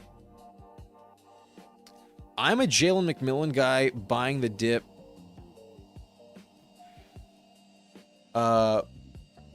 Seems like I've been doing it a lot, and he might even fall further. So I'm going to let somebody else take him. I know Baker fell dramatically in this one, so maybe there's not that much confidence there. I've drafted a lot of Jalen McMillan in the first place. So I'll go T-Fer, just get a tight end, because I really need that position to work out on this team. And I've kind of ignored it for a lot of the time. But Fantasy Dog, I've gotten Shuck Fallen today. Last two drafts, had to take him.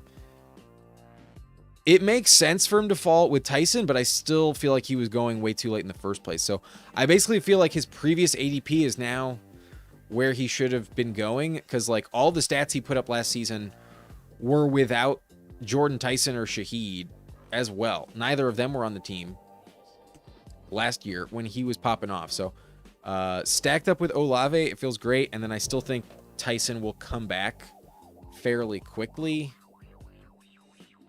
I'm not selling Tyson entirely. It doesn't feel like the best pick in the world, but it's possible he's healthier than people think. But after the preseason, Judy might retire before he comes to the Falcons. Judy is just a guy. Let's be honest. I spammed, clicked it for like a week and a half, and then I came to my senses realizing, what the fuck am I actually doing? Maybe I shouldn't do that. It's still Jerry Judy. Thankfully, I'm underweight on Jerry Judy at the moment. It was really low in the pre-draft, and then it was punched up to about 6.5%. About a few weeks ago, a month ago.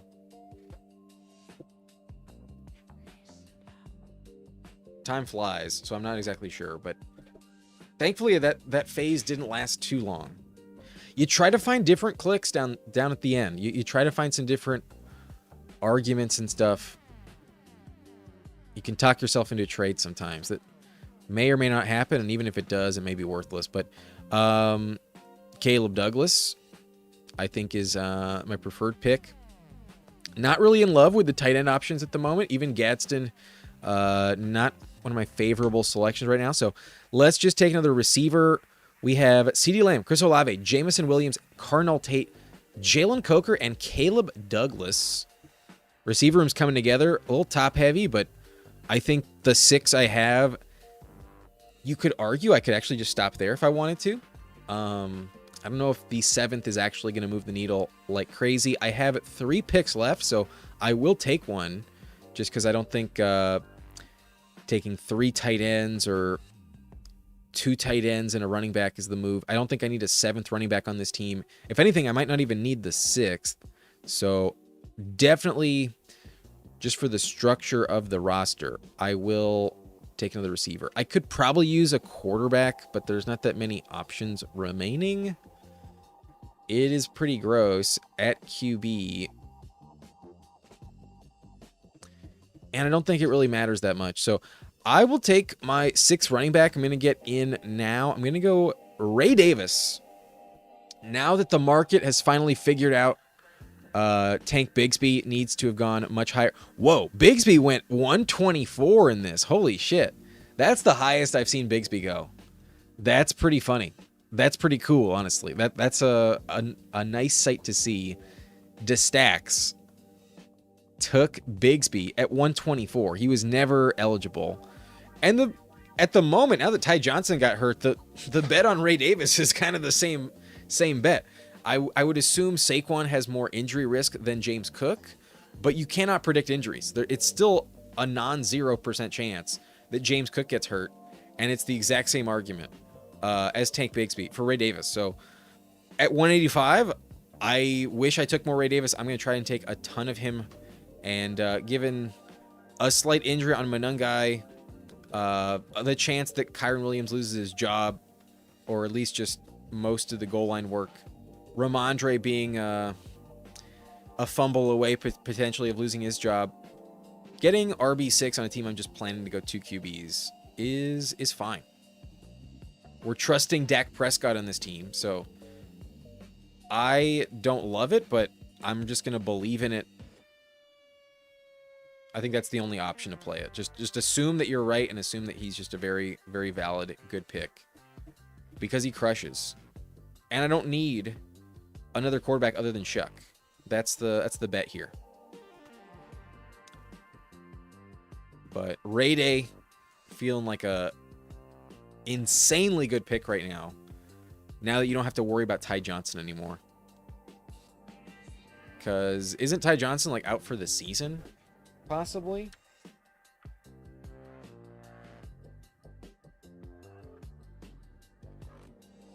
Oh, I guess not. If so, it's not updated, but it sounded kind of serious. It sounded pretty serious. And I loved Ray Davis last year. The only thing that wasn't compelling me to take him was the fact that Ty Johnson had more spike weeks than him last year. So it's really just an injury bet, but now you don't have to worry about the crowdedness of the backfield. I could still just believe in Keenan Allen if I wanted to. The tight end room, though, is a bit strange, and Waller is a big touchdown guy. I'll go Darren Waller here. Let's mix it in. If he's as good as last season, he will crush when healthy. Hopefully he stays healthy. I'm not really convinced of that, but I could easily see him just be the red zone guy because of his size and physical stature. So Brenton Strange, I think a very good floor play, good value. Terrence Ferguson, really high spike week guy, but maybe not the most consistent. And then Darren Waller, a touchdown guy last year. You'd assume that remains.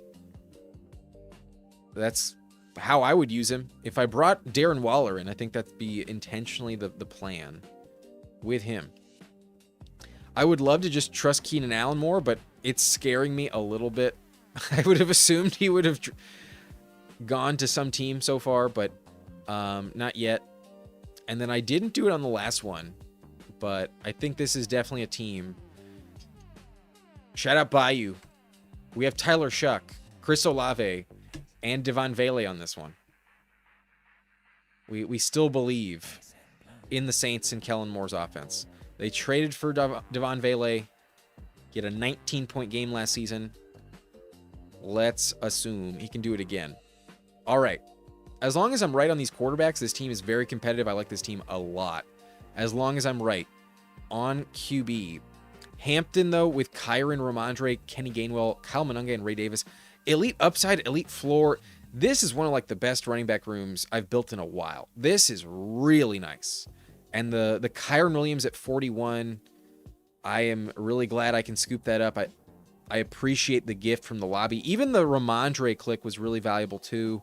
I have 2 week 7 buys, 2 week 11 buys, and 2 week 10 buys, but the running back room feels very balanced and really fun. The Kenny Gainwell at 104 plus Manungai at 113. That's really dope. Essentially, I got a 6-pick slide on Manungai and then just a 4-pick slide on Gainwell, though, when you really look at the ADP value. It's not as impressive because I took Kenny G, just above ADP. But Ray Davis here offers yet another handcuff swing with league-winning upside. We're shooting for the moon with Ray Davis. But receiver, we start off pretty hot, pretty early. CeeDee Lamb, Chris Olave, JMO, and Carnell Tate. I think starting off with those 4 feels like I only need 7 to get away with it and feel comfortable. Coker, I think, is a very good pick. We have another Carolina Panther, so playing it through multiple directions. Caleb Douglas, my preferred way to play the Dolphins right now. And then Devon Valley for the stack. We did not take it in BBM, but we took it in the puppy here. Stacked with Tyler Shuck. Brenton Strange, T. Ferg, and Darren Waller. Inexpensive, very cheap, so that's why the other positions feel loaded, especially running back. But honestly, I think this is a really dope-ass combo. Even though I pulled up T. Ferg by 10 picks, I have no problem with it. Any given week, I think I can have 12 points at tight end. And that's all I'm chasing. That's all I'm looking for. That's how we make it to the final and play well. So, fun team. We got a lot of team reviews in here. There's a lot of friends and family. So, let me look at the folks in the chat who are members. There's Space Cowboy. K-Space is a recently new member. Game Tight's a member. Is J-Rock the party? I don't think so. I'm not quite sure. But disbanded. I see you're a member now. Are you in this lobby? I'm not quite sure about that.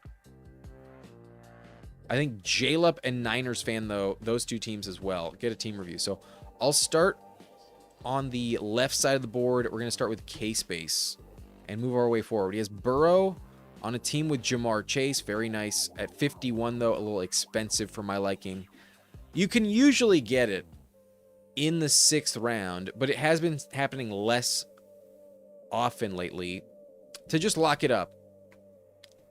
It's not the end of the world. It's not. But what's up, Nicholas? How we doing? So far, I think the drafts are pretty good tonight. But Javonte Williams, we mentioned it was a little early. Bichelton and Jordan Mason, Coleman, and Jaden Blue. Don't mind the running back room in total, though. The handcuffed Cowboys room, though, isn't my favorite way to do it. To reach on Javonte, I think you kind of make the bet that he stays fully healthy. I'd rather have Javonte and Jaden Blue separately.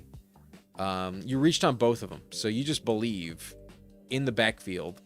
The handcuff is a bit of a hedge, though. Jamar Chase stacked up. Nico Collins not stacked up, but Sutton is. You pulled him up, and he feels like he should fall, not go above ADP. So some odd reaches, but get your guy season is definitely in full swing. So that's a decent way to approach it. Debo, Trey Harris, Pat Bryant, Kayshon Boutte, and Rashad Bateman. The stack with Bryant, the pick on Trey Harris. Overall, the receiver room is very fun. Rashad Bateman might lose his job to Jacoby Lane, but it's mostly just the Sutton selection that I don't like, but it's stacked, so it's not as bad. You took Kraft above ADP, your boy, with likely an Ingram stacked. It's just wishing for good health at quarterback, which is likely going to work out. Receiver overall gets the job done. There's a few picks that are expensive, but overall the team checks out.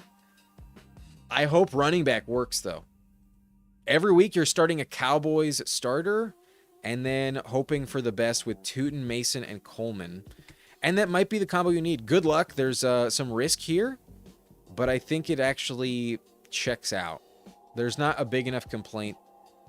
The biggest complaint is that you have a handcuff to your RB1 and that you reached on Sutton by 9 spots.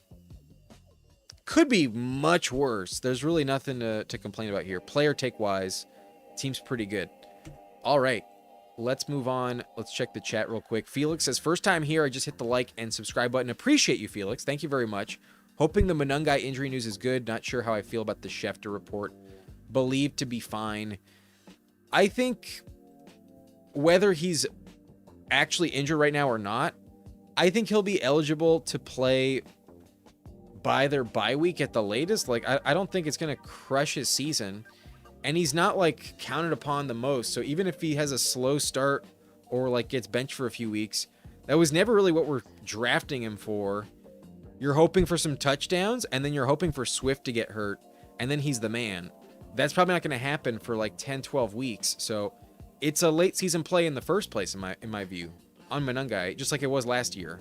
And it crushed. He had 8 touchdowns. So I got a 15 pick slide on him. I'm willing to accept the discount.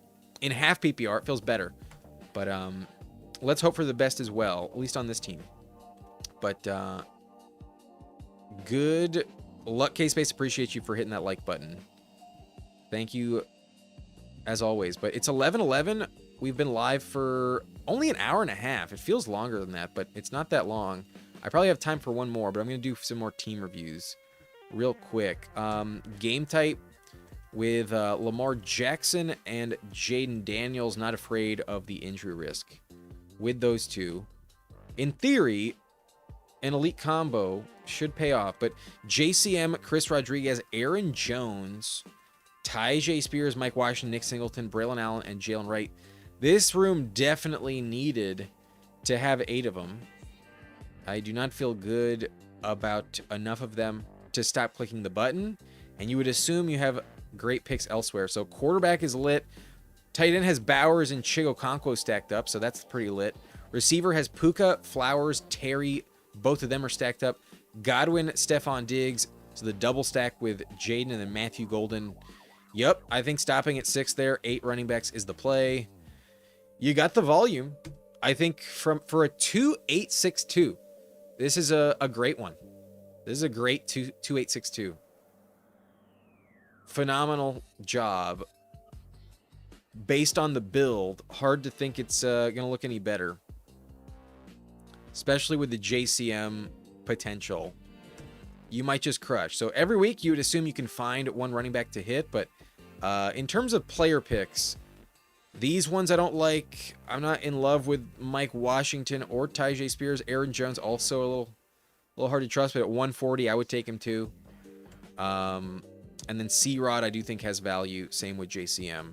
So good luck, brother. This team is very, very compelling. No risk it, no biscuit. I would imagine the Sims hate it.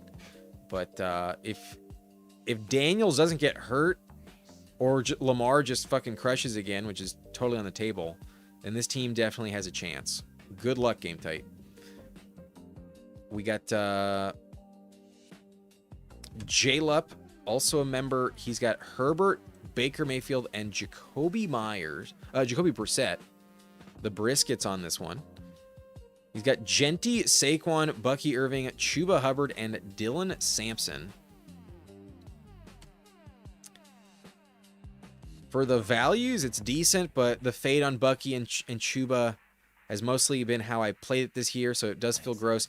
I've also kind of faded Saquon, so I can hate on this running back room. I can find reasons why it just doesn't work out, and they're not good picks. Sampson, even if Quinshon Judkins does get hurt, feels kind of worthless in Cleveland, but might have a random spike week just because he catches a lot of passes. But Lad McConkey, Egbuka, Marvin Harrison, Addison, Boston, Dontavian Wicks, and Zachariah Branch feels like a pretty solid depth chart.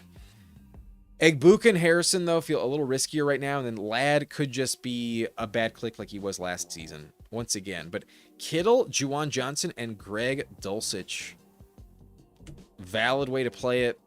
The Dulcich fall could be a major landmine, though. It may have always been a bad pick, but it still feels like the most likely thing to work out. Him and Caleb Douglas, I think, are the only pass catchers I want, but right now it's less exciting to take Dulcich. The main argument, though, was that they don't have a single receiver other than Malik Washington, so he should get a lot of work, but last year it was all with Mike McDaniels. Maybe he just doesn't deliver this year, but he is their guy, so I wouldn't full fade it.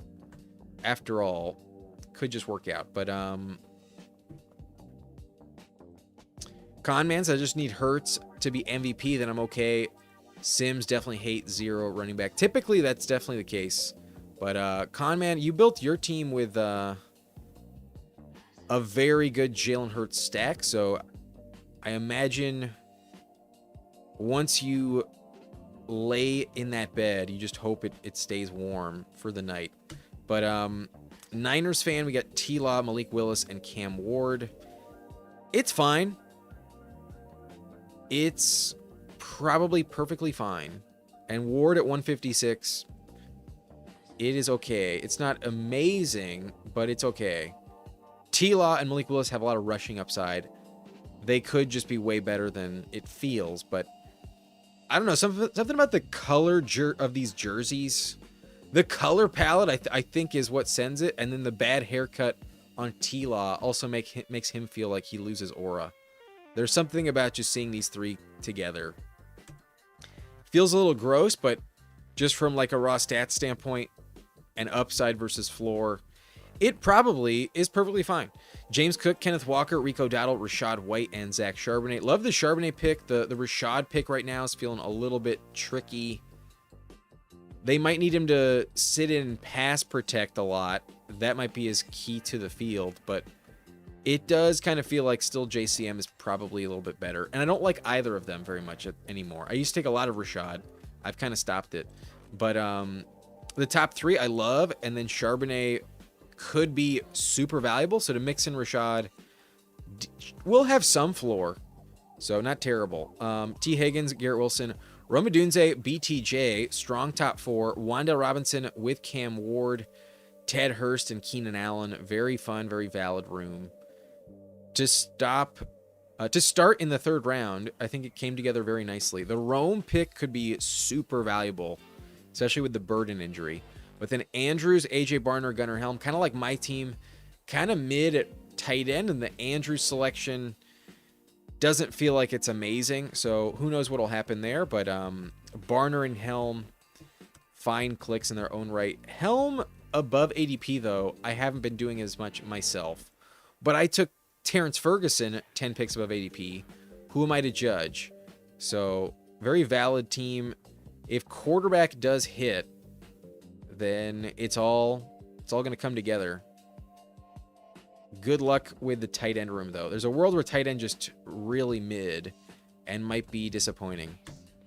But Nicholas says, I love picking one top-tier running back at least, but it looks a bit more forgiving on Underdog. There are some that I really like. To get stuck with a triple receiver team isn't the end of the world, but I think it has to happen at the right spot of the draft. I think to take a 0 RB team on the right side of the board is pretty crazy given the market. But if you start off Jamar Chase and 2 more receivers, I still think you can get a very productive running back room.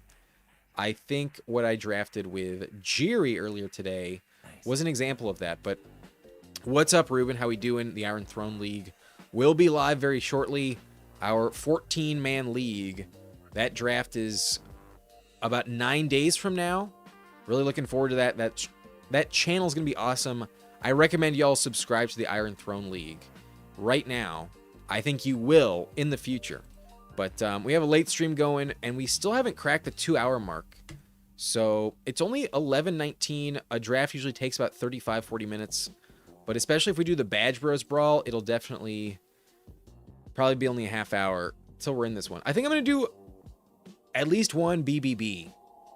I'm going to hop in. This contest is about to fill, and last year I made the final, so I only have 4 entries. I think I want at least 5, and I might do a 6th. If y'all want to enter the Badge Bros Brawl, I recommend you join around Baker through Brett Favre. Nice and blunt, torch up, nice and blunt, burn up, nice and blunt, rank up, inhale, exhale, points rail, nice and blunt, torch up, nice and blunt, burn up, nice and blunt, victor, inhale, exhale, points rail. 3 spots in this Badge Bros Brawl. Everyone's going to love their team in this. Everyone's team is going to be amazing.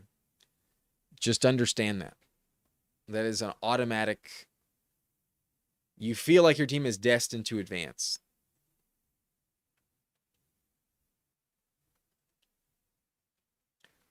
What pick did we get? That might decide your fate sometimes. Pick 4, nothing special. Yo, Nez is in here. Hell yeah. Good to meet you earlier today, Nez. And I imagine it may not be a coincidence. If you're watching, good luck to you. Game Tight's in here. Good luck to you as well. Some high-end Badgers in this one. King Tampa right next to me. Go Pre at the 102. And then Legend of Zelda. It's been a minute, but Legend of Zelda's in here. Hell yeah. This is going to be an interesting contest. With Nez in the house, this is technically his fucking domain. But if you're not watching, that'd be kind of odd. Let me know, Nez. Are you watching? I'd be shocked if you weren't. But kind of a bummer if you're not. assuming you are. But one of the Badge Bros himself. So graciously humbles our lobby. Let's see how this one goes. But Gibbs at the 101. I think if you get Gibbs or Bijan, it is quite a gift.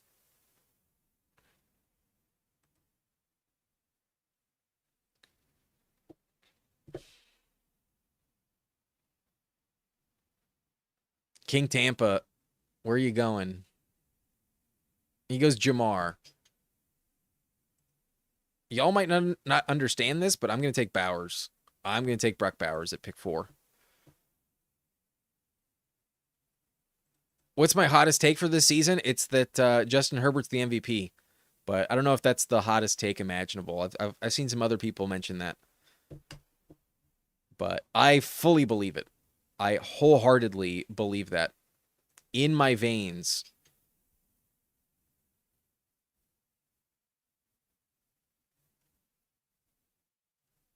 James Cook gets the Dolphins defense week 17. That's definitely going to be my tiebreaker. You're going to love your team, but you have to play it with the assumption that you exit the pod, you win weeks 15 and 16, you make the final, and against 375 people, we do not want to min cash. That's what happened to me. I had a fucking Lions stack last year, and it was worthless. I had Jared Goff, Jamison Williams, and Jahmyr Gibbs, and none of them hit my lineup. I didn't get even 8.5 points from Jahmyr Gibbs last year. The Vikings defense fucking killed me. Fucking killed me last season. So, we get our elite tight end, the 1 of 1, tight end 1. Give me Browers. JSN went over Puka, a Jamar Chase Puka team. Amon-Ra and Jefferson go. But in this round, I'm probably taking running back. I'm probably taking... I want to play week 17. I'm going to go Derrick Henry. I want to get the Cincinnati Bengals matchup for week 17. I want that. I will take that. The Devon Achane versus the Bills bring back is definitely interesting too. The Bills run defense is not their best, but if their coach is right, sounds like Achane's not going to last a full season. We'll go Neighbors though. Definitely the receiver I like the most. Don't have one yet, so I will take Neighbors at 21. Bowers, James Cook, Derrick Henry, and Malik Neighbors. Like I said, it's hard not to like your team in this one. But Badge Pros teams are going to look completely opposite as our 14-team league. Yeah, completely different. If anything, this is like the worst way to practice. But we get Neighbors. Feels like a very good pick these days. 170 targets for Neighbors his rookie season. If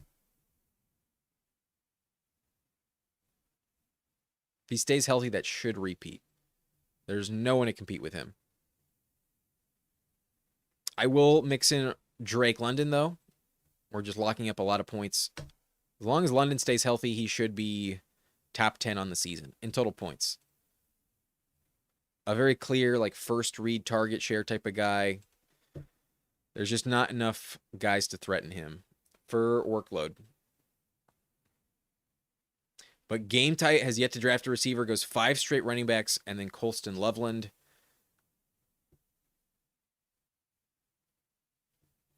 On the board here, I feel very strongly that Rashee Rice is the best receiver. So I will take Rashee Rice, volume hound.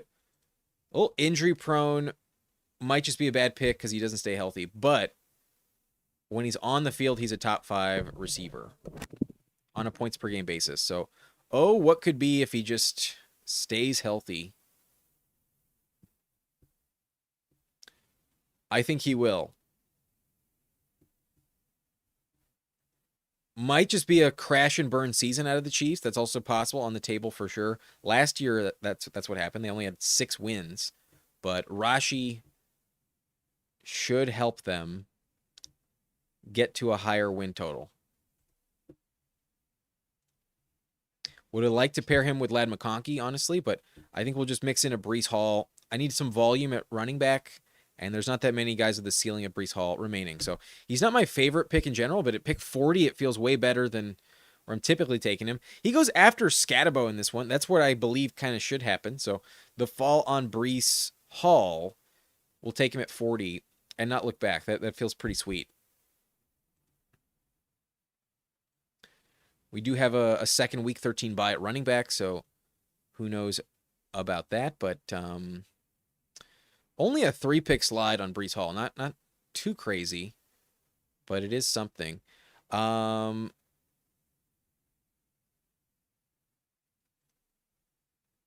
really like Travis Etienne, and I want strong running back, so I'm going to take him here. I think he's fallen too far ultimately, and I don't think he's making it back. So I'll take Travis.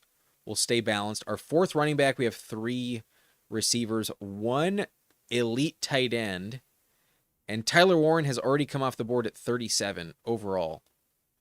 So we're looking at a much different landscape for tight ends the rest of the way. Having the number 1 is, I think, a big deal in a 6-person league. Gopri going the opposite onesie direction, taking the quarterback 1 and the quarterback 3 with Allen and Drake May. But there's usually always good values. Wow, Travion goes at 49. That's interesting. Wouldn't have expected that given who's like still available. But Burrow goes. Garrett Wilson is still here, but I think I'm going to pass. I'm not going to want 2 Jets. I'm just going to go DeAndre Swift. Given the Kyle Monangai news, I feel very confident in Swift in this tier, so I will scoop that up. Come on down, DeAndre Swift, the 5th running back on this team. But that's definitely not going to be a problem for our chances. I want really good running backs that I can trust. There's not that many left, so I will just take DeAndre Swift here. Sometimes you can get a phenomenal value that really helps your team in the long run, but at 52, that's nice. I'll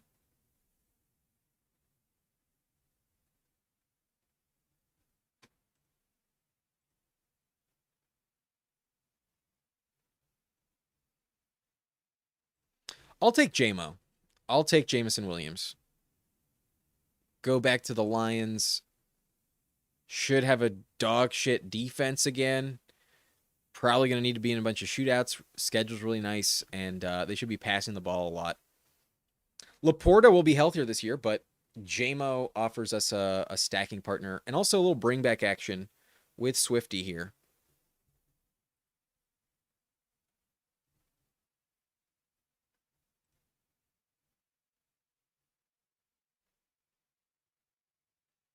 Adams would have been great to fall back, but he doesn't. It's whatever. It's all good. I mean, if he's right, he's fucking right. So fine. I'll take Parker Washington on this team. I'm fine with it. It's all right. He's not going 64 anymore. He's going in the 50s now, so we'll take him. But I kind of wanted to go Caleb Williams there. Rome was still on the board, so yeah. That's pretty nice from Game Tight, getting the Caleb Rome combo. That's pretty sweet.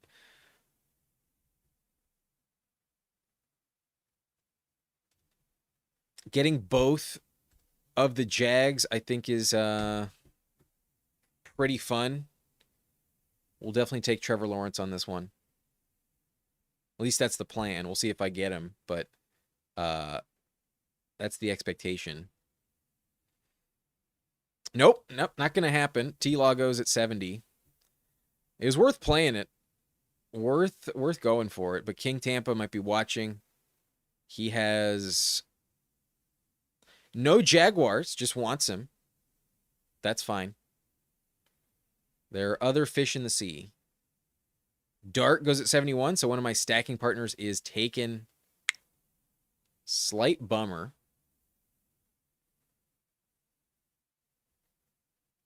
But it's not the end of the world. I'm still not dead yet. But Isaiah Likely goes at 74. Damn, that's interesting. Gopri getting his guys. But my guy is still here. Justin Herbert. I don't know what to make of quarterback around this turn.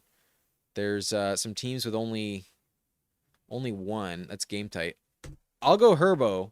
We get the bring back versus Rashi Rice. Looks like Nick dropping the loot box for 1,000 jewels. That's very generous, brother. Wow, that's very generous. Are you in this lobby? Were you drafting with us earlier? If you were, I'd happily give you a team review. But I appreciate that, man. I'm gonna bring in Jared Goff. I think with JMO, I think it's worth it.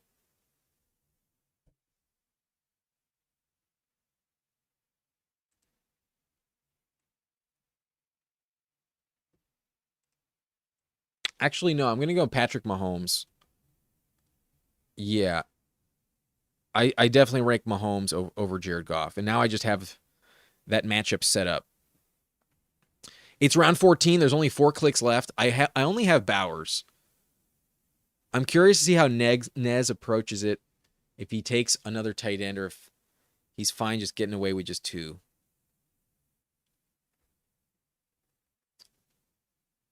He has Kittle, so I imagine Nez is probably taking another tight end. Game Tight has Loveland. Not sure what he's going to do at tight end. But I appreciate that, Nicholas. That is a very generous gift there with the 1,000 jewels.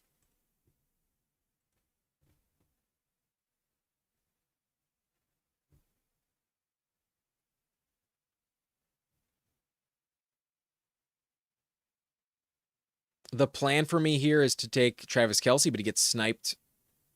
King Tampa just doesn't want me to have fun, I guess. Or he just really likes my picks. If that's the case, then I'll pivot to...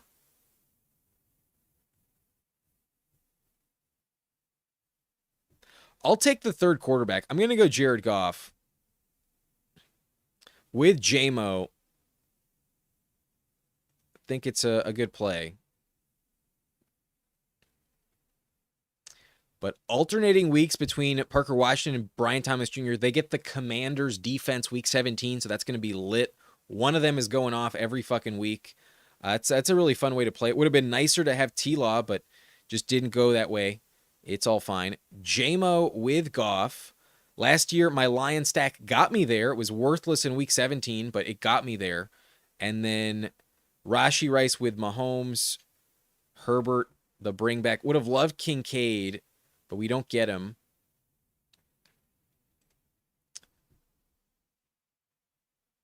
I think just bringing in Goddard as like my favorite remaining tight end makes some sense. We only have 3 picks left. One of them as our tight end 2 I think is valid. Bowers and Goddard, that could be a 20-plus touchdown combo between the two. We have someone that can crack 20 points. That's kind of the only way he hits my lineup with a guy like Bowers. So didn't want to completely punt tight end 2 at all, but among the names remaining, there's not that many I like. More than Kincaid and Goddard. I would have happily taken Kincaid there, but it just wasn't in the cards. We go Goddard instead. Nez, very good pick on Kincaid. Fannin above him. I'm kind of out on Fannin at the moment, but last year he was phenomenal, so understand it. But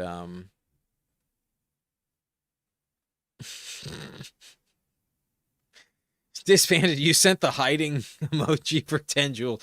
Honestly, that's Fucking wild. It kind of looks that way. Uh, yo, what the hell?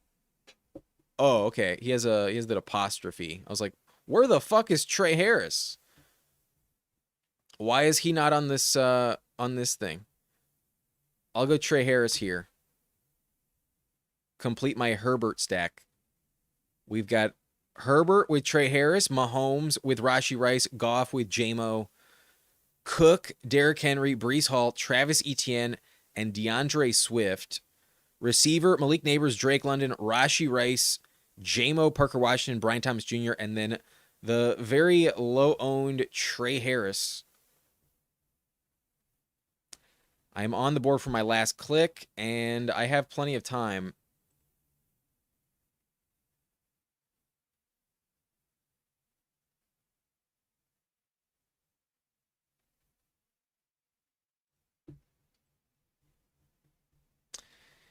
In case James Cook goes down, I'm going to be the only guy with Ray Davis. That's what I did on my team last year. My Badge Bros Brawl team that made the final had both James Cook and Ray Davis on it. And if I'm the only one with Ray Davis in the contest, that's one way for it to work out. But I feel like the top 5 I have should be fine, should get the job done. I think I like the matchups quite well there. Maybe not the Vikings matchup, but the Dolphins matchup is phenomenal. I have whichever guy is on the field with Cook and Ray Davis.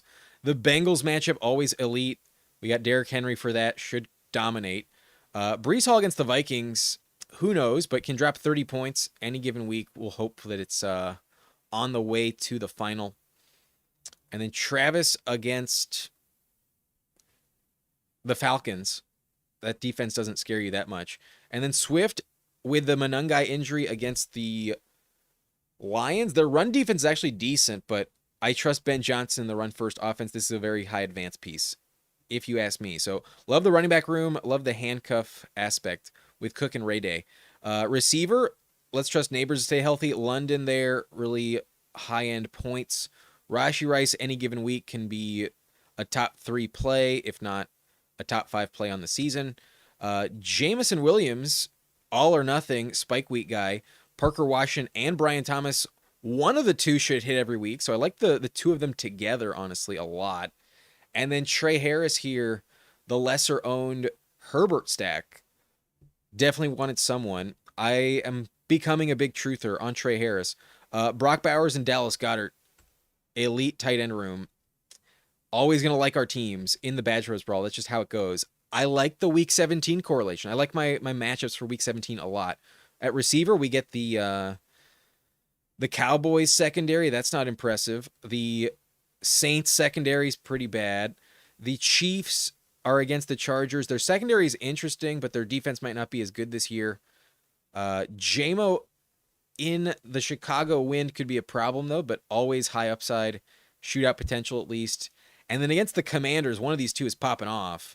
Against the Chiefs, you would think that their rookie might lock up Lad McConkey. Maybe you want the wide receiver too. And at that point of the season, I could easily see Trey Harris just be the number 2 option for Justin Herbert.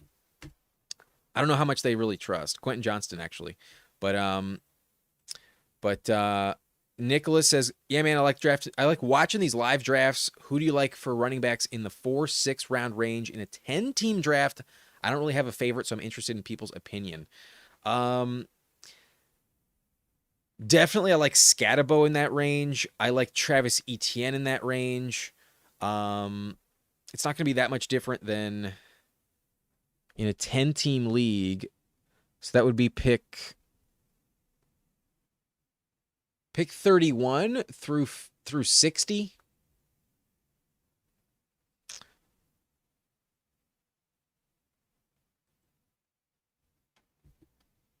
Yeah, like I said, I like Scatabo a lot. I like Travis Etienne a lot.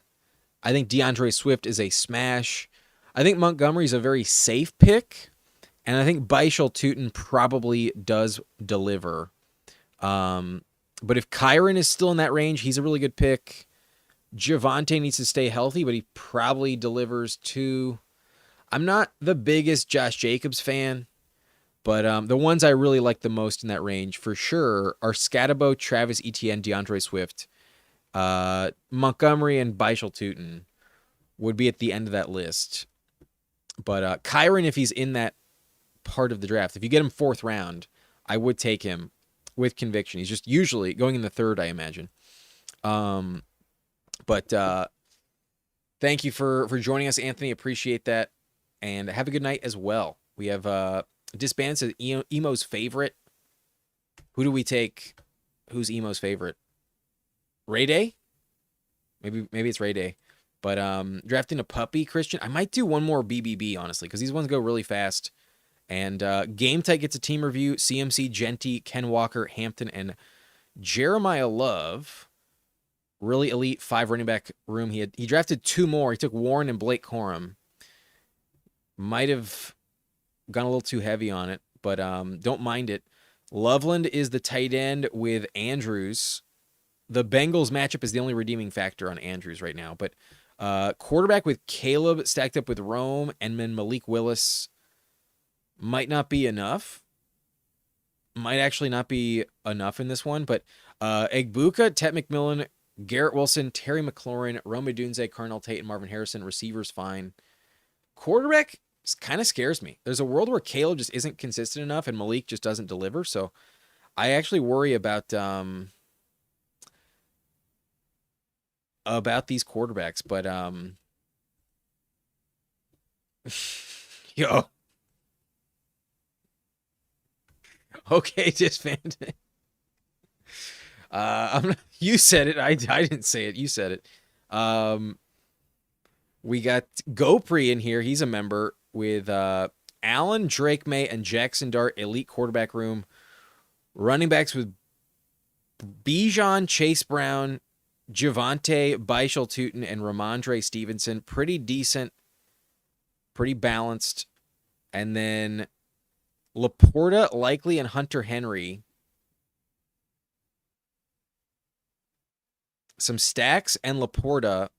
Pretty decent tight end room. I kind of feel like you overspent on Likely, but this is a get your guys type of format, so you just wanted Dart and Likely. Ain't no problem with that. Receiver room has Amon-Ra, Nico Collins, Jalen Waddle, Devontae Adams, Stephon Diggs, Sutton, and Khalil Shakir. Shakir? Really? You took Khalil Shakir in this? That's crazy to me. That's fucking wild. I'm shocked you didn't take Dalton Kincaid. That's what surprises me the most. You took Likely at 74. You did not want Kincaid, who went at 92. You had 2 more picks before then. I would have mixed in Kincaid here. That's what I would have done. Because you reached on Likely? I don't think so, man. I think you just let somebody else have him. I think you should have taken Kincaid over Diggs or over Likely personally, but you still would have gotten a really good receiver. I think you should have taken Kincaid over Diggs or Ramondre. I think Hunter Henry is a lot less valuable, but he might just be the guy in week 17 because Pat Surtain's on AJ Brown. Good luck with that. But lastly, it sounds like it's probably just coincidence given the contest about to fill. Nez is probably just trying to max this. So maybe he's not watching after all. But I'm very curious given he's part of the Badge Bros and this is his fucking thing. So Lamar, Jaden Daniels, and Baker, elite upside for sure. Some injury risk scares me off. Daniels at least. But should work out. Taylor, Devon Achane, Dave Montgomery, Bucky Irving, Rico Dowdle, and RJ Harvey. I've seen a better running back room, but could definitely just be paired with a bunch of guys that are lesser owned, perhaps. And, you know, it's kind of top heavy. That's ultimately all you need. But I will say some of the depth, Bucky, not my favorite pick, but could just be great. Harvey and Rico can also just drop 20 plus points any given week. I will also say about Daniels, even though I don't like taking very much, I might just be scorned because last year he was also on my Badge Bros Brawl team. He was on my finals roster and he wasn't healthy. He gave me a bagel. He wasn't on the field. It was kind of unfortunate, but who knows if he'll be healthy or not this season. Can't predict it. JSN, AJ Brown, Chris Olave, T. Higgins, DJ Moore, and Luther Burden. Very nice, as always. The receiver room's the easiest one to like. Kittle, Fannin, and Kincaid. Not in love with the Fannin click, but 15 picks past ADP. I guess it's something. And then Kincaid, I really like a lot. So should be fine. Kittle, elite upside when he is healthy. But the running back room is not my favorite.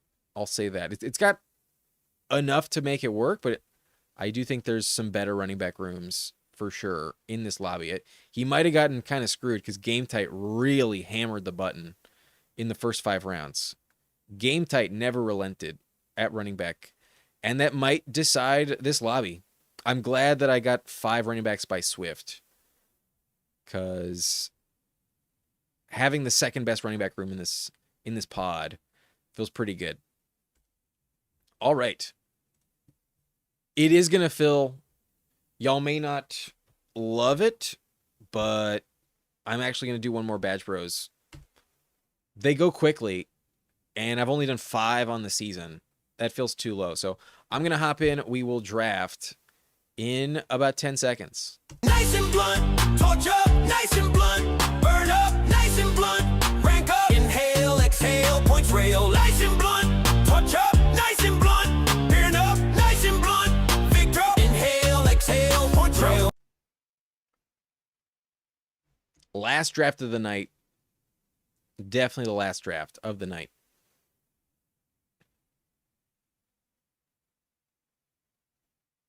I get pick 5. So just a little bit different. No issue with pick 5. It's all kind of a wash. It's nice to get Bijan or Gibbs, but it's all kind of the same. But Go Pre says, agreed, definitely my worst pick at the end. They can't all be perfect, but we only draft 108 players in this one. So,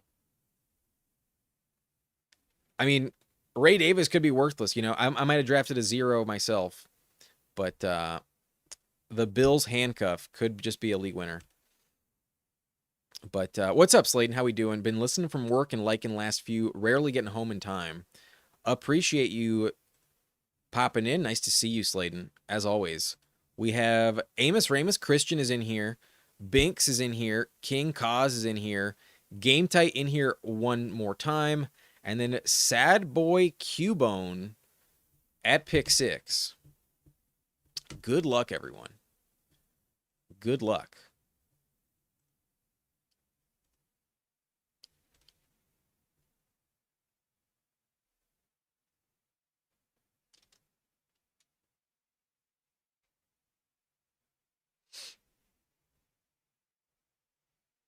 Yeah. The brawl will probably close tomorrow. So getting in while we can. Because I wanted to do more of these, and I didn't. So I'll do it today.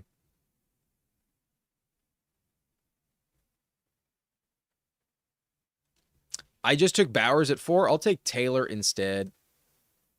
We'll go Jonathan Taylor. Pretty safe pick. I want running back points for sure. I'm going to take a rip from the pipe. It's been a minute since our last smoke break. So I am on the board.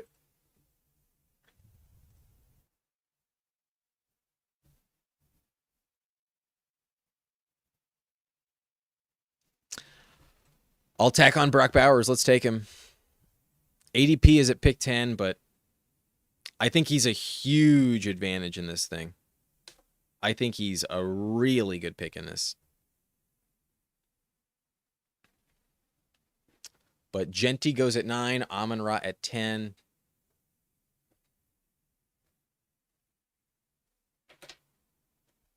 I'm definitely Bowers over Genty in this. But yeah, these are definitely very fun, and this is a 100% accurate go. Definitely moves very quickly, and You also get the 30-second clock, so if there's ever a point where you want to think it through, you totally can. But in general, it's like, oh, I definitely want this guy. I definitely want this guy. It does flow very quickly. It's a nice experience.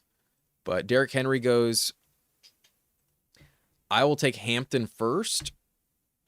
Not sure what Sad Boy's gonna do, but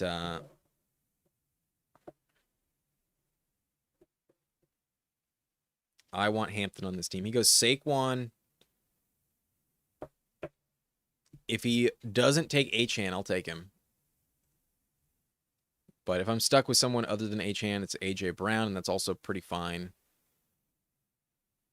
All is fine there. But I will stick with Achane. I think in just a class unlike the rest of them, 3 of these top 12, 13 running backs, 1, 2, 3, 4, 5, 6, 7, 8, 9, 10, 11, 12. Yeah, the top 12 running backs are just in a different class.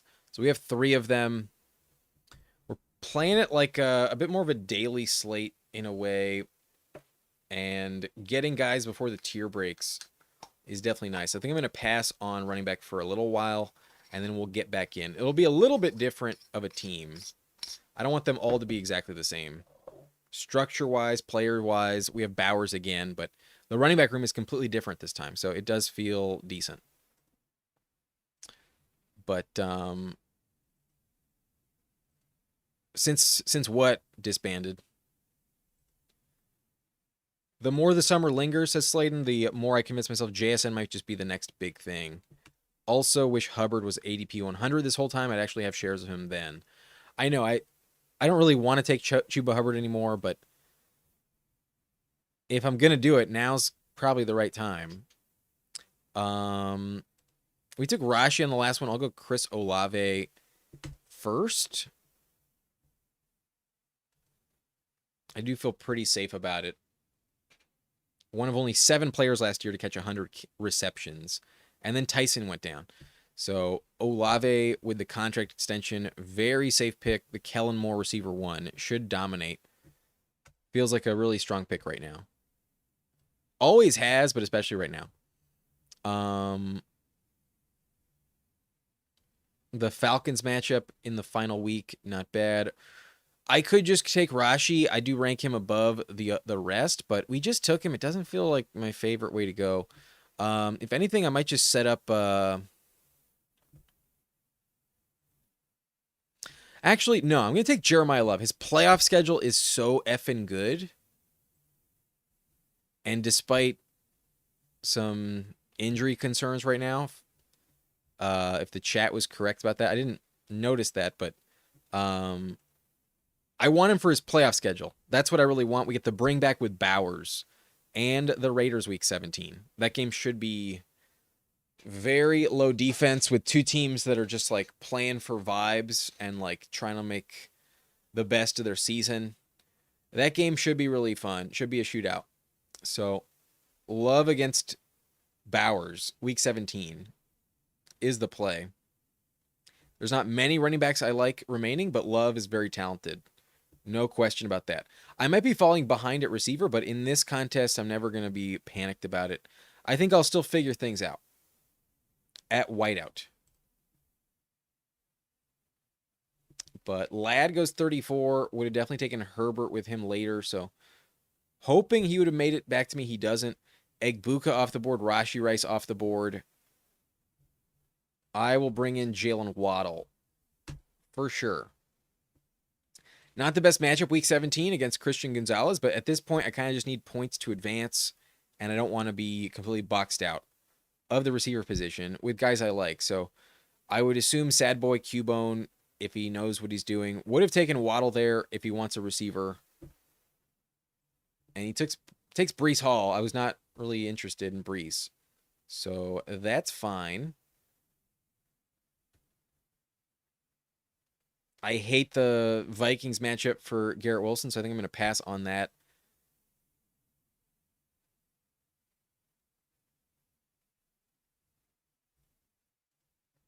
I'll go DJ Moore. Fuck it. I don't want Garrett Wilson on this team. I just don't. I just don't. Maybe I should have taken Ladd over Jeremiah Love. I think in hindsight, that might have been one of the better decisions I could have made. But we did get the bring back at least. Could be worse. In this contest, I don't mind the Love click as much. And at 32 overall, I'm fine with it. But if there's one pick I'm kind of regretting at the moment, it's either that or the Achane pick. Maybe I should have just taken A.J. Brown instead of Devon Achane. Having one more like truly elite receiver, I think would make me feel a little bit better about this one. Last time we at least had Neighbors. This time it's just Olave, who's all right, but I find it hard to envision like a top 3 ceiling for him. You know, with AJ Brown, I can still talk myself into that. Same with Neighbors.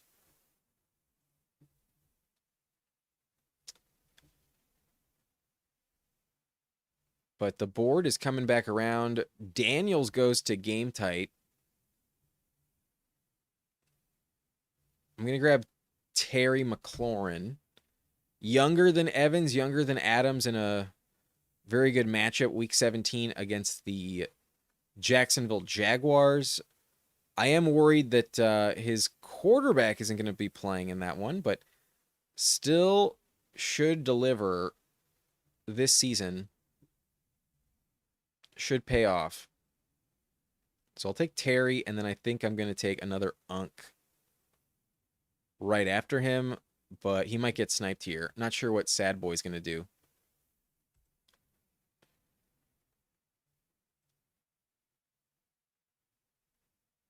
He goes Laporta.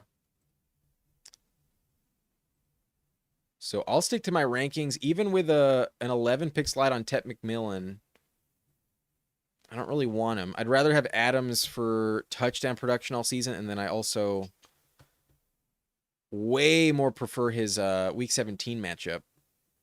Give me the Tampa Bay Buccaneers well over the Seahawks. Fuck that. Game Tight can take him at 57. It's a good discount. It was a 12-pick slide, I believe, but that's just not how I rank it. I do not want Tet over Devontae Adams. I do not want that. So far, quarterbacks have been going off a little bit more coveted in this one than the previous one. Caleb goes at 51 to the team with Burrow. Lamar, that team also took Daniels. There's the Allen drafter and then the Drake Make drafter. They're different teams this time. But there's still several quarterbacks available. P-Wash goes.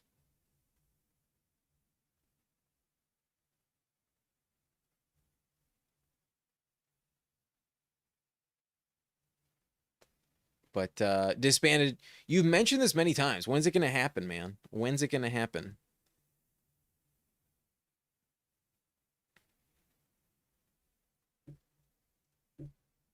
I think I'll take Roma Dunze. And there's no question. Our receiver room is pretty lit at this point. Briefly, didn't feel great about it, but only by comparison to other teams, not because I don't have good players. Might need like a rookie or something, someone young to make it work, but so far so good.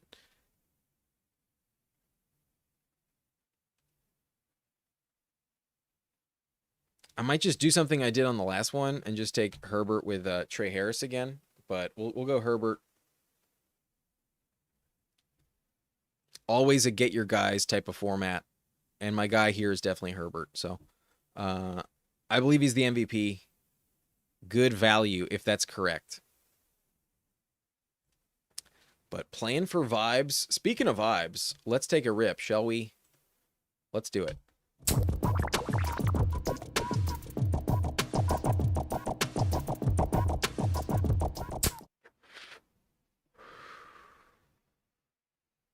That was a good rip. That was a good one. But Slade and I've been purposely underreacting to preseason stuff, but Mike Washington, the Chiefs kid, are making me happy. I was slapping him like mad the first month. I know there is some some optimism still for the bags we might have on Emmett Johnson or Mike Washington back in the pre-draft, but I agree. I don't think we want to take it too seriously. Don't want to read into every single report or matchup because the preseason you're playing a lot of backups. There's a lot that just doesn't really translate to the actual year. I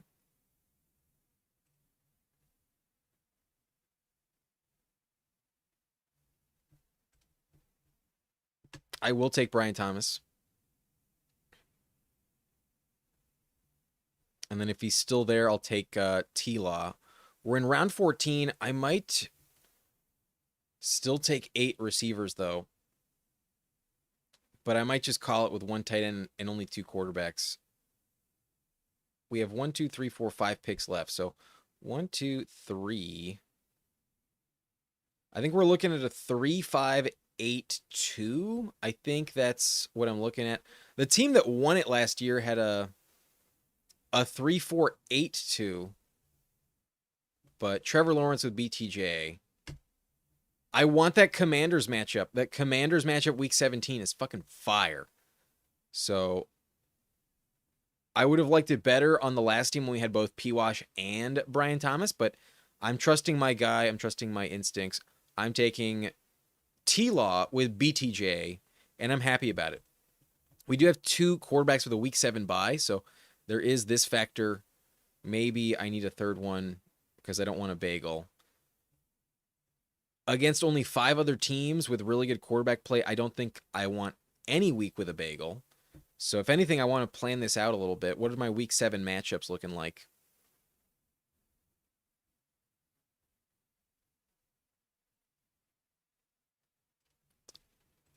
Let's see. Week 7. There's Rodgers in Paris at the Saints.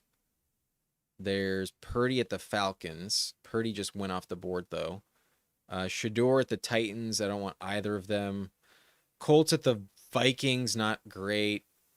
Dolphins at the Jets. Honestly, Malik Willis actually offers some upside there.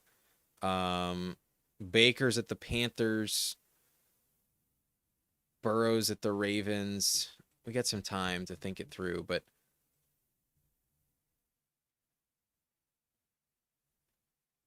I didn't get him on the last team. I'm very happy to have him on this one. Actually,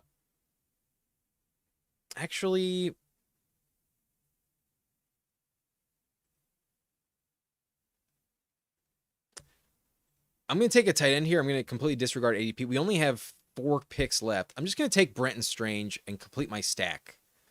That's what I'm going to do, actually. We're going to take Brenton Strange with Trevor Lawrence. Just hoping that he's the right guy in the right time. Against the Commanders, definitely possible. Definitely possible. At this point, I'm kind of just disregarding ADP entirely. At this point, it's really worthless. Running backs, though. Any running backs remaining that I actually have some interest in? Mostly just like handcuffs. There's not that many backups left that are that compelling, but you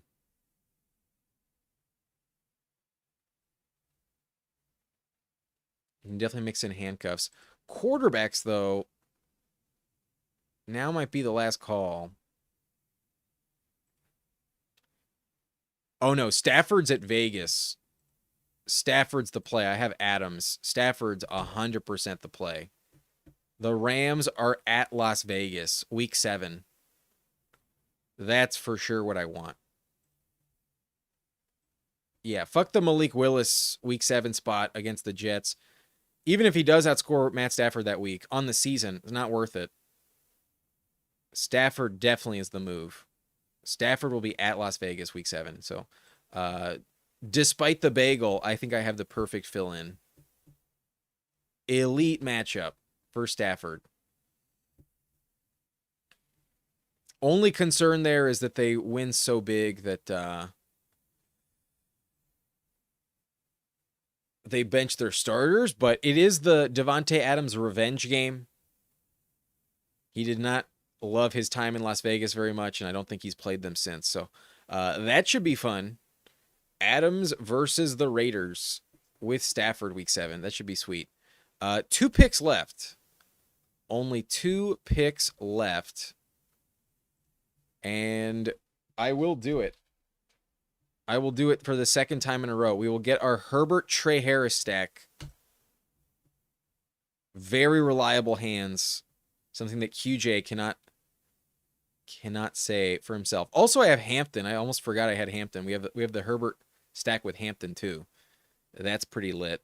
T-Law with BTJ and Strange. Stafford with Adams. Running back probably could use one more.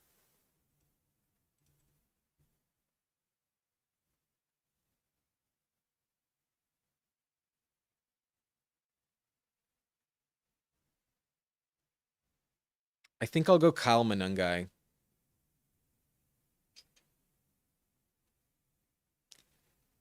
In terms of like truly elite upside, I already have some Tank Bigsby shares in this. He does go undrafted, so that's fun. We took Ray Davis earlier, but Kyle Manungai is also going undrafted essentially. At 107, it's basically I'll do that. I'll go Kyle Manungai. Despite the injury today, I'll still take him. All right, we got the 3-5-8-2 with Justin Herbert, Trevor Lawrence, Matthew Stafford feels phenomenal. Jonathan Taylor, Omarion Hampton, Devon Achane, Jeremiah Love, and Kyle Manungai 100% can get the job done. I am very happy with this. Chris Olave, Jalen Waddle, DJ Moore, Terry McLaurin, Devontae Adams, Roma Dunze, Brian Thomas Jr., and Trey Harris. Brock Bowers, Brenton Strange. Let's go. Very fun team. I've ignored the chat for a bit. Excuse me. We'll do some team reviews for those who are in here. That's Game Tight, King Cause, Amos Ramus, and I'm not sure if Binks is a member, but I'm pretty sure he's watching, so I'll take a look at Binks' team too. I have no idea about Sad Boy though. Yeah, I don't think we want Jets week 17 too much. Not too often. On occasion, but not too often.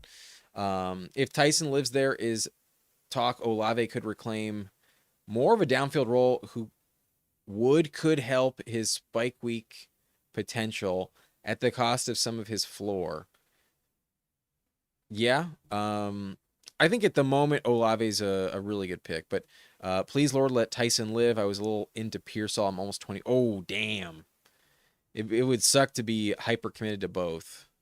Yeah, good luck with that.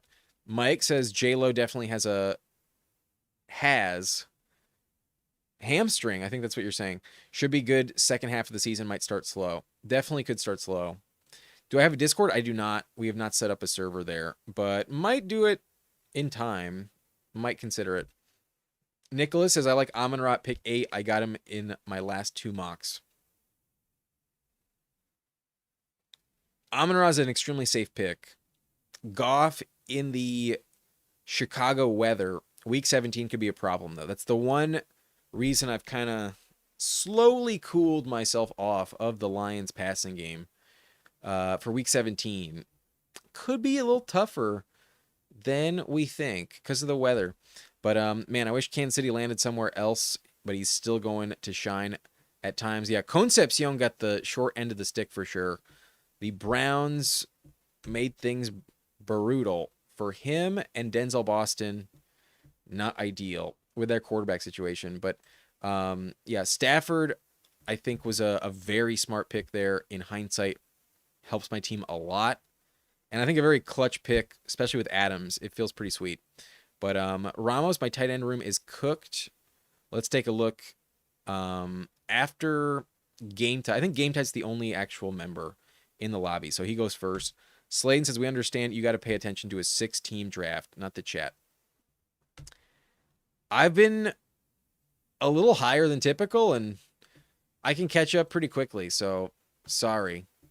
But that tolerance break, I've felt. I'll be honest. The tolerance break has led to some moments live and high where I'm like, shit. there's a little too much going on for me to multitask. But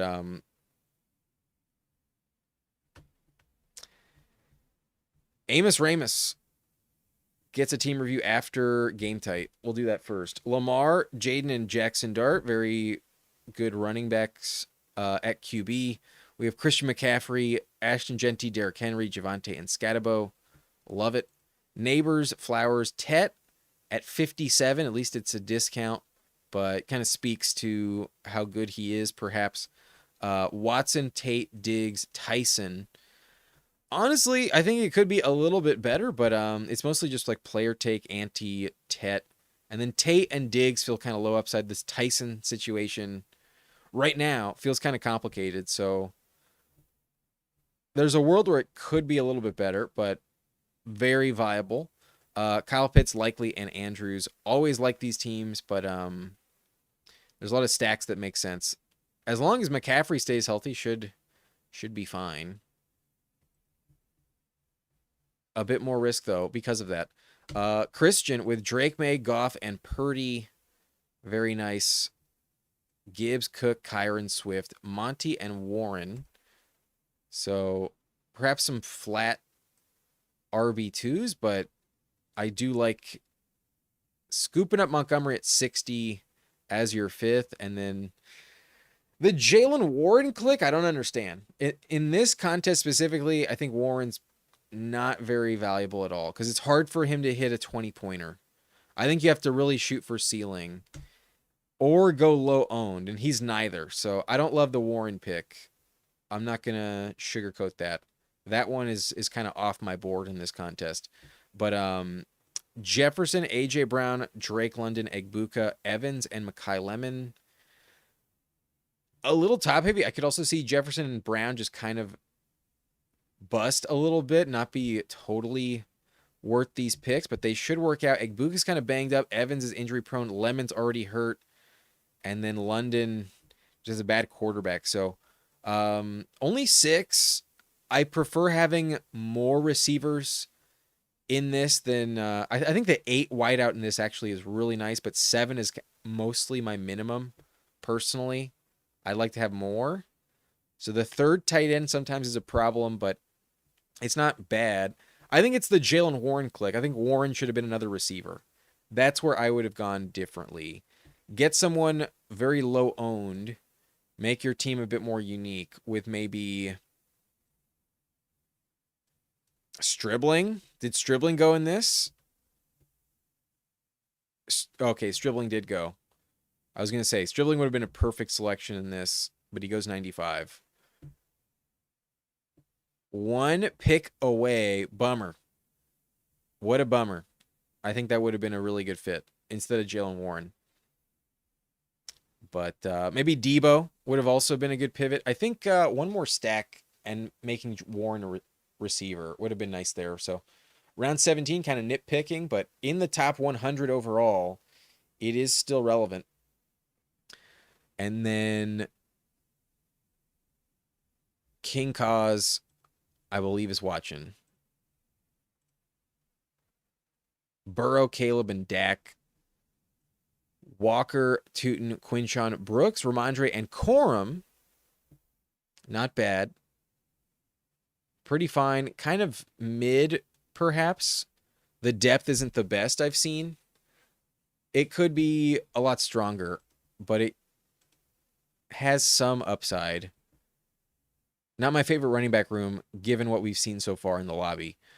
Chase, Amon-Ra, Pickens, Ladd, Wilson, Michael Wilson, and Downs. The double Wilson receiver feels elite, and Michael Wilson definitely productive. Downs, I don't love in this contest at all, really. I think he's a really just true floor play, so I'm not dying to take Downs in the BBB. But Loveland and Kincaid, love that for tight end upside. That's great. So maybe Ramondre's kind of worthless. Downs a bit too much of a floor play and very much owned at 99 overall ADP. He's on a lot of rosters, so I'd rather get unique than go Josh Downs myself. I think round 18 needs to be a big flyer. I really believe that in this one. Lastly, Binks was in here. We've at least drafted with Binks. I assume he's in here. Allen, Mahomes, and Malik Willis. Bijan, Chase Brown, Travis, Travion, and Price. I think I'd rather have Charbonnet in this than Price, but I understand. The Travion pick feels still necessary in this contest, but feels like he could fall dramatically just because he's only high upside and nothing else. He's still worth it, though. I think he should be drafted in this. Lamb, Nico, Rashi, Jamo, P-Wash, Harrison, and Stribling. Nice Stribling selection. Very valid there. And then Warren, Kraft, and Hunter Henry. Decent. I might like one more stack, perhaps with Josh Allen. I would have liked somebody to be stacked up. Would have liked a Kincaid on this one. But kind of nitpicking. This team, I think, definitely checks out. I just don't like taking Harrison, though. That's the only problem. But good luck. All right, that's going to be it for me. This was fun, y'all. Enjoyed my time. We'll draft again tomorrow. We're also going to give away a ticket in the main event over on Drafters as well, so look out for that.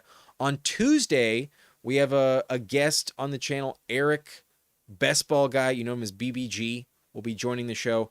On Wednesday, I'm playing Best Ball Jeopardy. And then on Thursday, we booked Pepper Tony, the moderator. The goose will be loose on Thursday. So a stacked lineup tomorrow. I probably just go solo for the most part, but maybe there's another guest on the slate. Who knows? Maybe last minute. We'll try to find someone who can join us. But a fun week ahead of us. And before we go, one final rip from the pipe. I'll see you on the other side. But later, thank y'all for joining me tonight. I'll see you guys next time on Nice and Blunt.